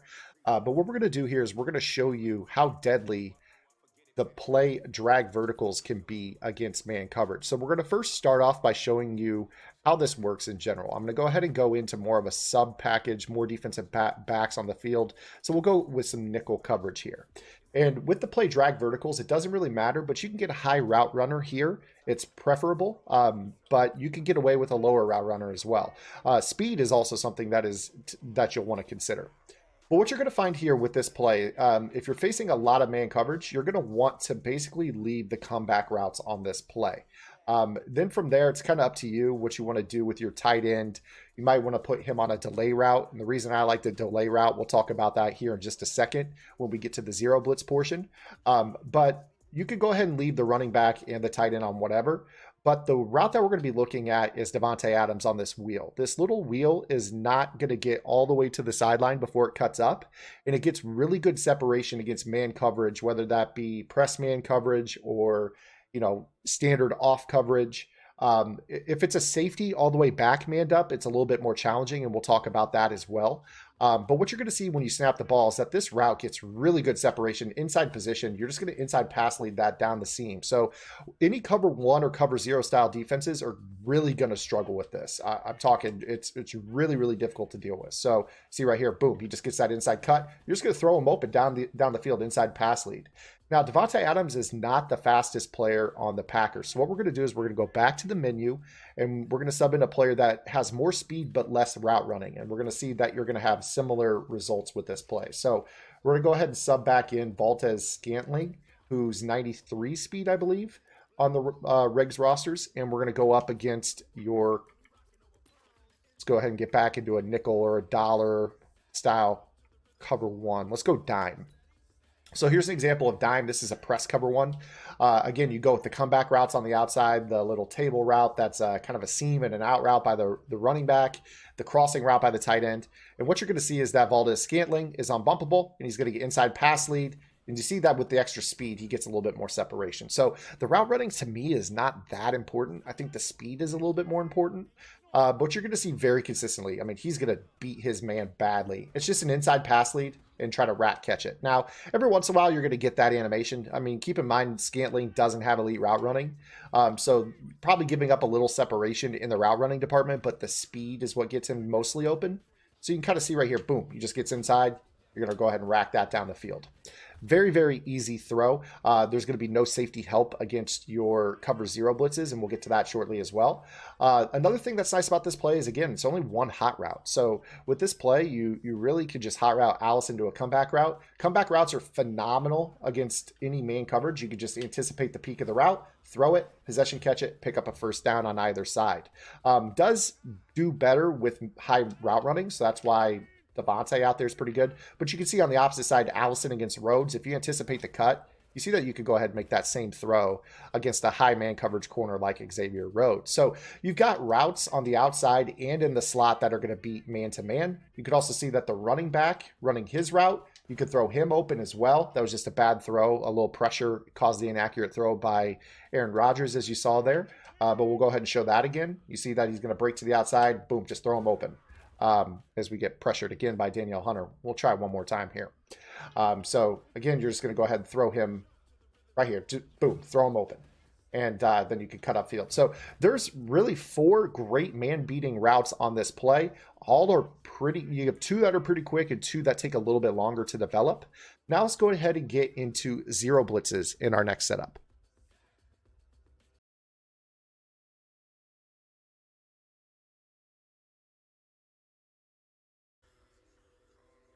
In the previous video, we showed you the play gun, Y-trips weak, drag verticals, and we showed that against man coverage and how deadly that slot route and all the routes in general on the play are against man coverage. Now, in this video, what we're going to do is we're going to focus on those players that we all know and love that like to green dog blitz. Now, if you don't know what a green dog blitz is, it's another word for cover zero blitzing. And it has to do with the logic that is in the coverage assignments on the player. So what green dog blitzing is in real life is it basically means you have a man. If he runs a route, guard him man to man. If he blocks, presumably to pick up a free rusher, now you blitz. So the defense always has a blitz advantage on a green dog blitzing concept. So you can see right here, here's an example of mid blitz. Mid blitz is every MUT player's favorite blitz. So the reason why is you have 6 guys that are rushing the quarterback. Well, 6 guys versus 5 offensive linemen, unless they want to leave somebody in the block, is going to be a mathematical advantage. You have a free runner. So 6 versus 5, 1 guy free to the quarterback. Well, everyone says, okay, well, that's fine. They want to go ahead and rush 6. I'm going to go ahead and block 6. So what you do is you go ahead and block your tight end and you go ahead and just send 1 less guy out on routes. The issue is the guy assigned to the tight end now becomes the free runner at the quarterback and you're taking a sack because now it is 7 against 6 blockers. So you're thinking, okay, they're sending 7. Let me go ahead and block 7 guys. So, okay, now you're blocking 7. The issue is now you're in a spot where more often than not, the guys that are assigned to both the blockers blitz. And now you're in a spot where now you have basically 8 versus 7 blockers. So you can kind of see what is ending up happening here on this play where you go to a max protect, your opponent is going to still get pressure. So you could definitely tell what's happening here. So again, we'll go ahead and illustrate that. I think I accidentally ran commit on the previous example, but the blitz still came in. So you're going to see here, max protect. In this situation, you still get a free runner, even though the guy associated with the running back didn't blitz. And it just goes to show the struggles EA has had over the last few years dealing with blocking cover zero. You could definitely see what the issue is. There's too much retargeting. So you see right here, you have a situation where pretty much everyone is accounted for. The running back has one guy to block. You see the free runner in the B gap. Now all of a sudden everyone's like, oh, we got to block different guys. They scramble. 69 doesn't know who to block. 33 doesn't know who to block. You end up getting sacked. The guy that was blitzing from depth is the guy who gets you. It's always the case until this year. EA just did a phenomenal thing this year, and they added in tight end delay routes. So we go to our tight end route tree, and you'll see that there are a number of delay options. There's a block and release flat, which looks like that. There's a block and release fade, which looks like that. And there's a block and release cross, which is basically a delay drag. All of these routes can counterbalance the cover zero blitz. And what do I mean by that? So we just showed you if I block the tight end, just actually block him, the guy associated with him blitzes. So we'll go ahead and show that. Now with a tight end delay route. Tight end delay, the man associated with him never rushes. Now, of course, there was a block shed, so you saw right there exactly what the issue is. Well, okay, your tight end can't pick up a all-pro rusher like Everson Griffin. All right, so let's go ahead and go back to our play call menu then. So we're going to go back to the play call menu. We're going to go into the Y trips week, and let's go ahead and sub in our backup tackle, our swing tackle at tight end, because tackles are better blockers than tight ends, especially a guy who's a receiving first tight end like Jimmy Graham. So now we go into the drag verticals. We're going to go right back into it against the mid blitz. And we've now got a professional blocker at this position. We're just going to put him on a delay route. Now you're saying, well, aren't they going to run their route? And the answer is no. They're not going to run their route until I tell them to. That's a new thing about Madden 20 this year. All tight end block and release routes are user controlled. So what that means is you have them on a delay route. They will not run the route until you tell them to run the route. So if I want them to run the route, I just have to tap the guy's icon and then he will get out into his route. But he will not run the route until I tell him to. And we have seen that very rarely will the guy associated with him blitz. Well, now we have time to make this throw on drag verticals down the field for the touchdown where our opponent was thinking, okay, I have the mathematical advantage. Well, now we're essentially eliminating the green dog rule. And you have to think of why. Why would they make it so cover zero blitzes do this against the green dog rule? And the answer is, if this guy just blitzed every time, I could just leak the tight end out on a delay every single time. So you actually have to make a read here. There will be times when the player associated with the tight end does blitz. It's not every time, but it will be, frequently enough. But you see right there, I press his icon and he released on the route. I had the wheel open for the touchdown. I just wanted to show you that's how you release it. You press A to release the guy. So having a tackle at this spot is so important because it allows you to just leave him in and block, and it eliminates the green dog rule. I can't stress enough how huge that is to have that, because now that extra runner doesn't come in, you have the extra time to throw that ball up to that wheel route that's open for the touchdown, whereas you might not have enough time if they green dog blitz you. So now when we go back into how this play works, we're going to go ahead and set up basically the exact same play that we did. We're just going to use the delay route to the tight end. And now you're in a spot where you've got options. So you see you got the comeback routes. I threw that off my back foot due to the block shed. You've got comeback routes that you'll have time to throw more often than not. And then you've got the wheel route that you already know is a one-play touchdown against cover one or cover zero.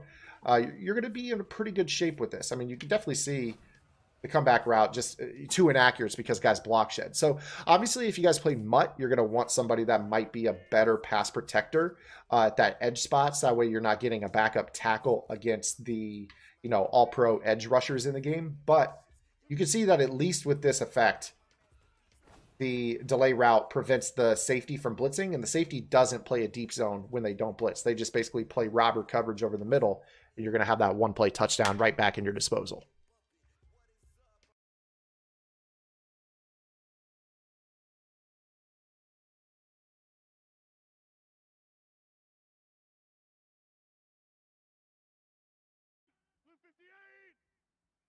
During the Madden 20 beta, a lot of the feedback was that man coverage was really overpowered. Now, I personally could not have disagreed more with that stance. I feel like after a couple of years of zone heavy Madden, people seeing man to man didn't know how to really retrain their thinking and learn how to attack it.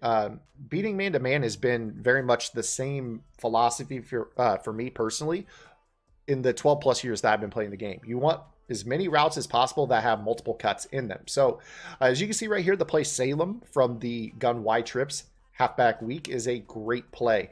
And in order to make this the best play possible, I like to put the running back on a option route, because option routes will curl against zone and they'll break to the outcut against man to man, which can help you with just having another route as a check down that beats man. So first things first, you're going to want to pay attention, high route runner at the solo receiver position, because you're going to get off the ball. You're going to get crazy animations that get you 2 or 3 extra yards of separation on this outcut. So let's go ahead and show you. You can see here, Davante Adams does not get pressed. And then you can just throw a regular bullet pass, rat catch it, and you're going to pick up a gain of about 15 yards. This is a 15-yard out route.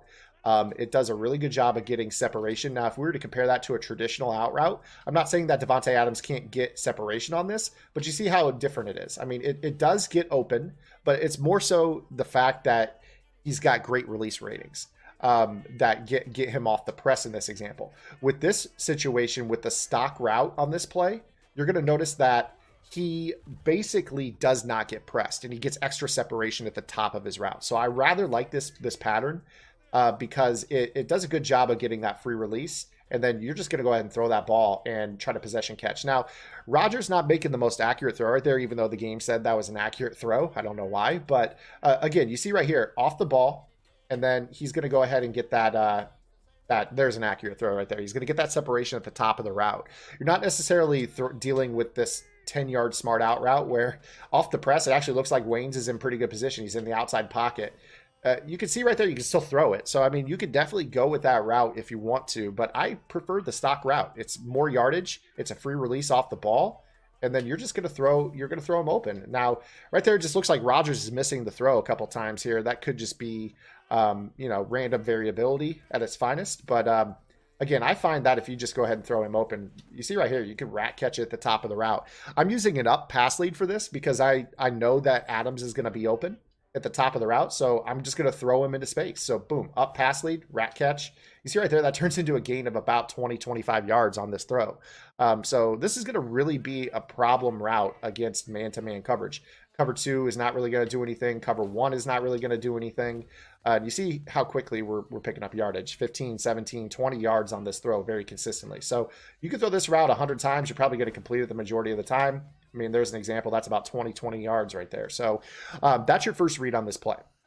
Second read could be one of 2 routes. If you're not really great at glancing cross field to get reference, you could just go outside to inside. So you could take a look at Aaron Jones on his option route. You see that he's going to break to the outcut. Go ahead and throw it to him on the outcut against man-to-man. If it's zone coverage, he will run the curl. So that's another great thing. So let's say that your opponent calls cover 2 and fools you. With this particular setup, you should be able to throw the ball to him on the curl. Now, you see right there, the vertical hook does a good job. We're going to get into a more zone-centric version of this play, where this play also doubles as a dagger concept in another video. But this is a great route, this option route that we hot route to, because it's been in the game for years. It kind of gets a little pick also. It meshes really, really, really well with that inside release route to Davante Adams. You see right there that the linebacker struggles with it because he kind of gets picked a little bit on this play. So that's going to be a cheap source of 5 to 7 yards for you. Just because of how the spacing of the running back and the B receiver go together. So again, watch, I mean, just boom, they pick each other. It almost causes a man switch. I mean, you can still pick up 10, 12, 15 yards on this throw pretty consistently too. So that's probably the best bet in terms of progression for you guys, newer players, I would say, is that you're just going to go Adams to running back. And if it's man coverage, you're gonna get that throw. I mean, you saw right there, that's the first time that you've seen the linebacker actually play that and not get picked by the route. The majority of the time, you're just going to see him, do that right there, where he just gets picked by the B receiver running over the middle. So kind of a little makeshift pick action right there. Now, as far as the rest of this play goes, there's two other routes that are really nice. You don't even need route running for this whip. This whip that Valdez Scantling is on also gets a free release off the ball. You'll see right here, he just doesn't get pressed. Kind of a slight jam, but the separation that he gets on this route is insane. You see right there, I picked up a gain of about, I believe, 20 yards on a whip. So you see all these routes that beat man-to-man, and you go back to the beta and you think of all those players that were like, man coverage is OP. And I just don't see it. I really don't see it. I mean, this is one of the best man-beating routes in the game. Now, you're probably saying, why not use a regular whip? Regular whip. So you could go ahead and put him on a regular whip. However, you see that the depth of it is less. And you're going to see that while it does get separation, you don't have that ability that you see on the previous to turn that corner and get upfield. Getting upfield more on this route is going to lead to more yak yardage. You see right there, plus more separation. It works beautifully. I mean, 20 yards on that throw. So, last but not least, your last read against man coverage on this play. That's going to be the route to Geronimo Allison. Now, this route, he's going up against Xavier Rhodes. And Rhodes definitely has an advantage in the man coverage department against Allison's route running. But it is a pretty nice route because it gets decent enough separation if you have high route running. You'll see when I put Devontae Adams on this route. Let's go ahead and put the ball on the other hash. They're going to get pretty good separation if you have some route running rating to speak of. So we take a look here. You're going to see that there's two cuts. You've got the 10-yard vertical stem, slant over the middle, and then he squares it off with the last cut. So you're going to see that there's two different areas for separation. You can definitely see right there how he gets that separation when you have a little bit of extra route running at that spot. Again, I'm not saying that you can't get that separation from a lower route running player like Allison. You're just going to get it more consistently with higher route running. So you're going to see right here, here's one cut, two cuts, and he gets open over the middle. So you're able to beat man-to-man over the middle with that. You've got a couple of routes that win to the outside. You've actually got three. You've got the whip route, the option route, and the out route. And then you've got a route that wins over the middle. So your opponent can't be four places at once. And just depending on how the pressure is getting to you, you're going to go with whichever route. You can see that this is a nice little man progression read. You're going to, if I were beginning with this offense, I would go 1 to Adams, 2 to Jones, 3 to Scantling, 4 to Allison. So again, that's Adams, Jones, Scantling, Allison. So you can look at it and be like, oh, I don't like B. Oh, I don't like the running back. Oh, I don't like the whip. Oh, I've got the square in. So, you can kind of do it however you want. I mean, but that's how I would read it. I would go short side to wide side and just go outside to inside when you start on the short side and just straight across the field. So that's going to be your man progression. And this is going to also double as a pretty nice zone beater as well. So we'll go ahead and show you that in the next video.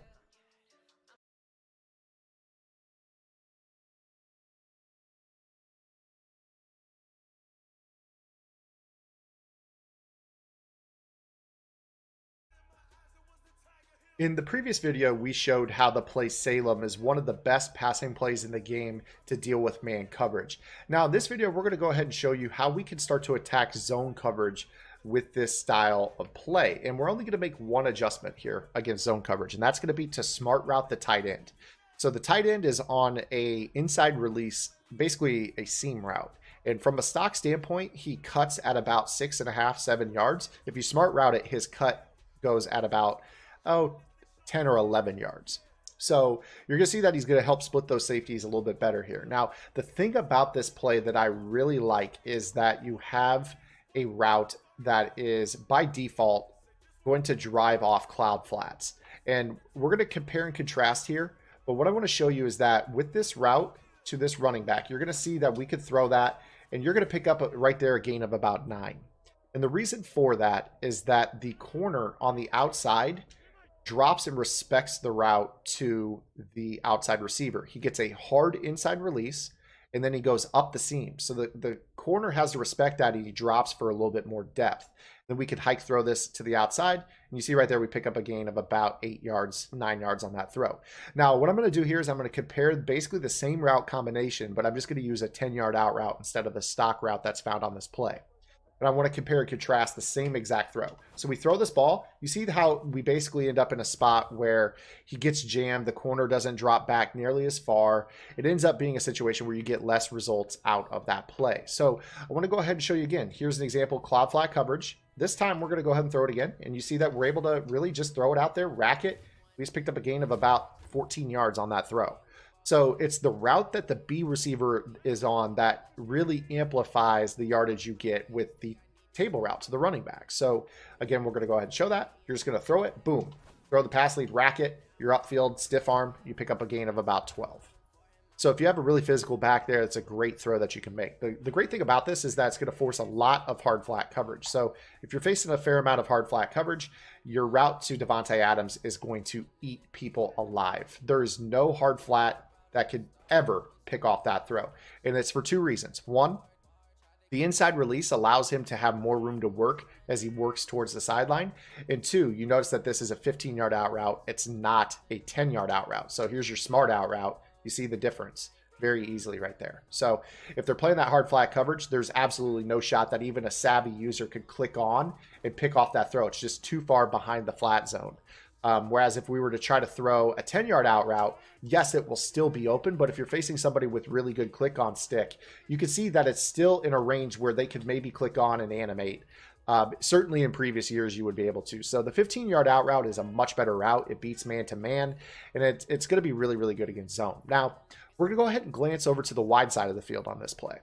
And again, we're going to smart route, this route to Jimmy Graham. And what you're going to notice with this route is that the mid-read zone just drops it off. You just throw it, just bullet pass. You're just going to know at about 15 yards, that mid-read zone for some reason decides that he's more interested in the route to Allison than he is the route to Jimmy Graham. So let's go ahead and show you that again right here. Watch the mid-read defender. I'm just going to throw it like right, boom, here. You see how he drifts off of it. And if you're facing cover two invert, that could be a one-play touchdown if they're not using that. So that's definitely something to pay attention to. I'll go ahead and throw it a couple more times. You're just going to know. Throw it, boom, right there. Rack catch it up the field. You see right there, you know, you can split those safeties sometimes and be gone. A lot of players don't use the middle of the field. They like to use the vertical hook. And then what you're going to see a lot of times also is players are going to give that up, and they're going to start to drop their middle linebacker out of a mid-read zone and into a middle third zone. And that's where this play really takes off, because in one example, you have the tight end wide open down the middle because the mid-read is guarding Allison. In the next example, he's not going to basically guard Allison, and then Allison breaks open over the middle because he's running basically a 15-yard in cut. You see right there that it turns into a dagger concept.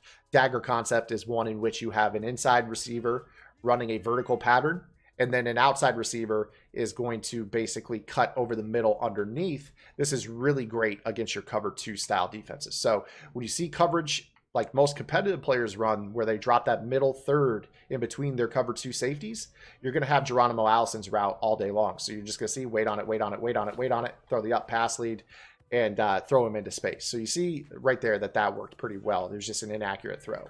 We'll go ahead and do another example. Here's a middle third. Again, they're going back to that cover two invert with the middle linebacker in between.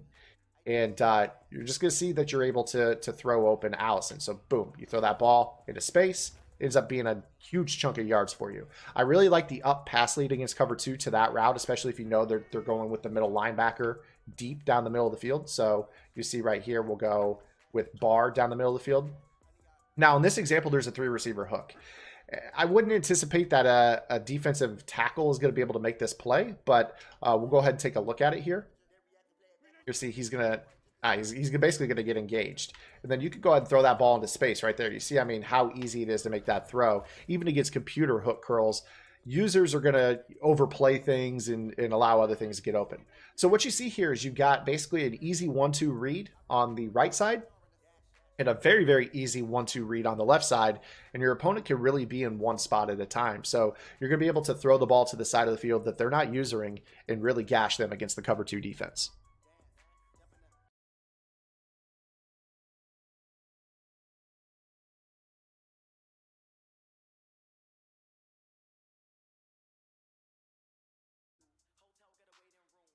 In this video, we're going to go over the play Salem out of the Y Trips halfback week and how it attacks cover 3. Now, in my opinion, this is the best way to attack zone coverage is when they're in cover 3 with this play. The Salem concept is nice because you have a couple of different concepts built into one another. This is the Salem concept, but if you were to take away whatever route the middle receiver was on, having a streak to the inside and a in cut to the outside is the dagger concept. So that's why it beats cover 2. And then we're playing a high-low game on the short side of the field. So we're basically playing the same game with the cover 3 as we did the cover 2. The only difference is that the cover 3, we're actually going to look at a different area of the field. It's not going to be deep over the middle on the left side. It's actually going to be in the pocket near the numbers on the wide side of the field. But as far as the short side of the field goes, we're still playing the exact same game. So if they're playing hard flat coverage, you're looking for your 15-yard out cut. Devontae Adams is going to be wide open on it. So you're going to see that he's going to break open. You see right there on that play, cover 3 is going to try to play man match on the backside to that route. It's just how it's going to play. It's going to do that pretty consistently. So we'll show you a variety of cover 3s, and you're going to see that Devontae Adams on his out route, this is honestly probably the best route in this formation, is going to be really consistently open. If they're playing cover 3 match, it's going to match. If they're playing cover 3 drop, it's going to drop off. It's going to be open regardless. It doesn't matter what type of cover 3 they're in. If they're playing hard flat coverage, take the out cut. It's going to be wide open. So boom, you throw that ball, he's not getting matched. 15, 17 yards on that. Very, very consistent. Now, if they're playing cloud flat coverage, you're definitely going to know that too, because your table route is going to be open. So you're going to see that player that's in the boundary, Harrison Smith, he's going to drop off, he's going to drop back, and then you just throw that ball, rack it. You see right there, you pick up a gain of about 9 yards. So anytime they're playing cloud flat coverage, they want to take away that pesky out route, they're going to give up 10 yards to the running back. It's just that simple. So you see, boom, you're just going to throw the up pass lead, rack catch it. That's a huge gain. It's a first down if you throw that ball. So again, this is just the easiest way that you're going to run this play. It's a simple high-low. The only way they're truly going to stop this is if they man up the running back or manually cover it and they're playing cloud flat coverage, or if they go and have a cloud flat and a hard flat on the same side of the field, which is more likely at a high competitive level and far less likely if you're just playing regular games. So here's an example of cloud flat. We're just going to go ahead and, again, you see the guy drop back, throw the up pass lead. Just lead him into space. It's a gain of about 14 yards on that. So you're just going to have to read whoever's in the flat. If they drop back as the B receiver cuts up the middle, you're going to throw the ball to the running back. Just pass lead him up. So again, we'll go ahead and take a look here. Here's the coverage. Watch Harrison Smith. Once Devontae Adams gets into the seam, if Harrison Smith drips back, throw the up pass lead to the running back. So you're watching. Okay, so you just throw that up pass lead. Boom. That's a gain of about 6 right there. The safety rotating down is the hardest read. The easy read is the one where it's the player down on the edge. So if I were to do something like this. So for instance, if it's this linebacker that's doing it, you're going to be able to tell right away because he's closer to the line. He's going to back up more quickly. You're going to see it. So you see, boom, he backs up, throw the up pass lead, rack catch it, just pick up a first down. So now we're going to go ahead and talk about the hard flat coverage again. So you're going to go back with this play. A lot of times people are going to play the hard flat coverage. Now, let's say for whatever reason, they take away Devontae Adams. Most likely not going to because this route is a real pain to defend. You're going to be looking and glancing to the wide side of the field. And we talked about the pocket near the numbers. It's this throw right here. That's the throw that you're going to make most consistently. Now, you saw right there, the one area where you're going to struggle is if they have a player in this hook curl that is going to get out here and just lay the wood. So you see right here, he's going to pass that off. He's going to go and try to cover the whip, and then he's going to break on this throw and lay the lumber. So if you want to, with this particular play, what I would recommend doing is probably sending your, you could do a number of things first and foremost. You could actually go ahead and put this guy on a curl, the tight end. But if you do that, you would definitely need a flat to Valdez-Scantling, and you just are going to have to hike throw this ball to Allison on the in cut. So you'll see what I mean right here.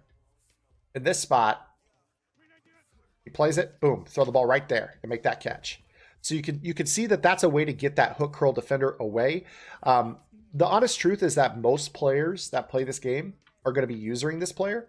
So what you're going to want to do is you're just going to have to play it as a situation where if they decide that they're going to go cover the route out there on the perimeter, you're going to have to be willing to take that hike throw down the seam to Jimmy Graham. So if you see them just get off of that, throw the high ball to Jimmy Graham right there and pick up your 15 yards. If they decide to play Jimmy Graham up the middle, you're going to have your in cut. So, if they play Jimmy Graham in this spot, you're going to have that route wide open to Geronimo Allison. So it's not really going to matter. You're just going to have to watch that hook curl defender. So boom, you throw the ball right there, rat catch, ends up being a gain of about 15 yards. So this play absolutely destroys zone coverage, whether it's cover 2 or cover 3. And it's one of the better plays in this playbook against man coverage, and has very, very many options against man-to-man as well.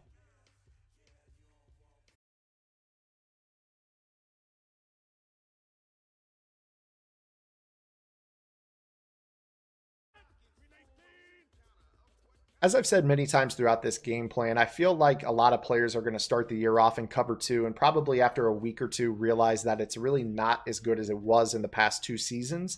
That being said, a lot of players are stubborn. They are going to run what they know from the previous year until they learn and catch up. So I wanted to make sure there was a lot of cover 2 content in here, but I'm really going to start to focus on some cover 3 stuff because I've just seen in the games that I've played against some great players, against players in general online, a lot more cover 3 than I was expecting. But then again, I didn't expect cover 2 to be as bad as it is this year. So with the play Y corner, we have the ability to really throw the ball to either the tight end or the S post. Now the S post, as you can tell, is a little bit different than the past couple years. If you have a high route runner at that spot, it adds some extra cuts to the route, and it's going to get really nice separation. Now, the key with this particular play is you're going to low ball this S post. And what we've done with this play is we're going to go ahead and streak the slot receiver. We're going to drag the outside receiver, and we're going to go ahead and motion snap the receiver to the inside, snapping the ball when he crosses behind Valdez-Scantling. So let's go ahead and show you how this play works first. Here's cover 3 hard flats like most people try to run. You're going to motion snap Allison to the inside. And what you're going to notice with this play is if you low ball to the B receiver, he's going to be able to catch this ball right in front of the safety. Now, keep in mind that the super lurk this year is gone. They do not have the super lurk in the game this year. So guys that run around holding Y with Anthony Barr are not going to animate on throws that are 5-10 yards behind the linebacker because the different trajectories this year from the quarterback. And then the safeties are just really conservative. The post defender in cover 3 is so conservative. They do not break on the ball as quickly as I personally would like. So you're going to be able to really feather this throw in with the low ball in front of the safety and just basically dive catch it. Now, the other reason the safety does not break on this ball quickly is because of the pull route to the left side of the field. So you can see right here, this player is responsible for the middle of the field. But because you have 2 vertical threats to the right, he starts to drift and really respect those. And then this throw becomes open in this pocket on the backside. Again, you're throwing the low ball. That's left trigger on Xbox. And it's going to be L2 on the PlayStation to throw that ball. And I'm throwing a down pass lead. And you're going to see that the linebackers just do not make this play. So right here, I'm going to go ahead and shade my coverage. I'm actually going to shade the coverage over the top so you see what a shaded up hook curl does in this spot. And you're going to see that it just does not get into the spot where they are able to really make a play on this. So again, you're going to see I'm just going to throw a low ball, boom, right here. And then you're going to make that diving catch right in front of the safety almost every single time. This is going to have to be usered. In this example, I'm going to go ahead and just do something a little bit crazy. I'm actually going to man up that player. And you're going to see, again, that's why the high route running is so good, because it gets really nice separation. So again, we're going to go ahead and show this to you here. And he's going to get separation, boom, right there. And you just throw that low ball, dive and catch. It's going to beat man coverage just the same. So it's still really, really good. And of course, I mean, if you notice that they're doing that, you can always wheel the running back down the sideline, and he's going to be open for a one-play score. So it almost goes without saying. So that's the S-post low ball. Now let's go ahead and go forward to the tight end route on this play. So the tight end route on this play is rather nice. And I also forgot to mention, you could also block the running back. He's really not that consequential to this play. He's nice, and I'll explain why here in a second. We'll get back to his route shortly. But what we're going to do here is we're going to go ahead and go back to the tight end route. And the tight end route is really great because it gets downfield, and it's going to break to the corner. So you're going to see right here as I show that. I mean, he gets into that void, and I just held onto the ball so you could see it. He actually got held up a little bit off the line, so I'm going to go ahead and shift that lineman away from him just really quick so you can see what he looks like when he gets a free release. And what we've got is Valdez-Scantling running over the middle of the field so that he can pull both the post defender that gets the S post open, and then also pull the outside third on the far left sideline away from Jimmy Graham running that post route. So we're going to go ahead and show that to you right here. We're going to let Jimmy Graham cut to the corner, and you're going to see that he's just going to be wide open. Just throw him to the sideline. Ends up being about a 30-yard gain if you catch the ball in that situation. So you're probably saying, well, what if they play cloud flats instead of hard flats? Because most players play hard flat cover 3, but what if they shade over the top? Is that going to allow them to defend that route? And the answer is no, it's not. So what we're going to do here is show you the exact same thing. Let Jimmy Graham, hopefully he doesn't get bumped. He gets off the ball here, and he's going to run right over the top of that cloud flat. You see right there, it's a gain of about 30, 35 yards on that throw. It's going to be very, very tough for them to defend out of any type of zone coverage because of the pull route. Now, last but not least, we talked about the running back route being non-consequential. It does have some substance, especially when they're playing hard flat cover 3, because the truth is that this player right here has to guard something. They're either going to guard the S post, or they're going to have to bait the corner route and go peel to that too. Chances are they're not going to be playing a drag, and if they are, you're going to be picking up 15, 20 yards, maybe 30, 35 if you're throwing the corner. So let's go ahead and simulate what a user would do if they were going to guard the S post. So this player guarding the S post, if they vacate that area of the field, that is why I like the motion drag to this player right here, Allison. And then that is also why I like the running back route, because the running back gets out to the flat, pulling the flat defender on the right sideline all the way to that sideline, opening up more room for the catch and run upfield for Geronimo Allison. So let's go ahead and illustrate that for you. We're going to motion snap him to the inside, allows him to get into that pocket a little bit more quickly. You see that we're able to throw that drag with an up pass lead. That's the other thing. If you have a good quarterback in this year's game, you can really take control of where you're throwing that football. On a drag in previous years, they usually just throw it, and the guy keeps running 3 or 4 steps parallel to the line of scrimmage before you can turn upfield. This year, you can actually pass lead them up the field, and that, I can't stress enough how important that is to be able to take your checkdowns in that regard. So you just throw this up pass lead, and you see right there, they catch it. And if you have a guy that has a rack ability, because Geronimo Allison's pretty low rated, but if you have like an Odell Beckham Jr. in that spot, and they have the rack ability, they're going to catch it in stride and turn upfield like they just got fired out of a cannon. Now, of course, if they decide to play Jimmy Graham, bait Jimmy Graham, you're just going to go straight back to either the drag or you're going to go to the S post. So if you see them really get out of their hook curl area, you're really just going to abuse them on this. So again, you see right there, it's just a diving animation right in front of that cover 3 safety in the middle of the field. So this is a play that, in my opinion, is probably something you should put in your audibles for this formation. I think that it attacks pretty much every zone very well. That was cover 3. We'll go ahead and show you some cover 4 just very briefly and show you that the concept is not that much different. So if I go into cover 4, let's go ahead and show a spot drop cover 4 real quick. So cover 4 drop. And if I were to do the exact same thing here, you're going to see that the corner route is going to get open. As long as the tight end is to the wide side of the field, it's going to work pretty much the same fashion. So let's go ahead and play cover 4. We're going to play cover 4 with hard flats here. And the one area you're going to notice cover 4 is less likely to work is probably the S post. So we're going to go ahead and show this to you. See that Harrison Smith is going to be in a spot on this play. You could still throw this low ball and try to make that play. But if you have a really good safety that breaks on passes quickly, that could be a dangerous throw for you. If it's against a safety that's a little bit softer, so like let me go ahead and put the ball on this hash and throw that same route against Harris there, number 41. So we're going to flip the play here. Now I'm going to be throwing that S post. You see that the S post has different hot route right there, or different play art. You're going to be able to throw that ball underneath him and should be able to make that play. And again, that's why I like the high route runner at that spot. But we'll go ahead and illustrate that for you. So cover 4, hard flats. We're going to put the middle receiver on a streak or a fade. You're going to motion this player to the inside, snap it, and you're just going to throw this S post low ball. So you see, boom, right here, low ball that. And actually see that the lower route running gets better separation against zone because it gets to that spot slower. Now, again, the drawback to that is definitely the fact that if they play man-to-man on that low route running player, he's not going to get separation. So that's why I prefer the higher route running, because I mean, with the higher route running, you could still low ball it. You're going to beat man-to-man. With the lower route running, yes, you could still beat zone, but If they man it up, then you're in a little bit more trouble. At that point, you only have one route that you can really throw for big yards. So now let's go ahead and go back to the tight end corner here. We're going to try to throw him open as much as possible. Again, cover 4, you're trying to pull that motion is going to help pull him in.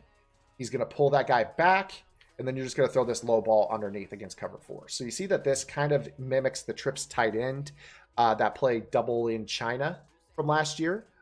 Very, very good play that had a deep corner out. You're basically mimicking that type of effect here from the Y trips halfback weak, and you've got a much better route to throw as a backbreaker on the backside.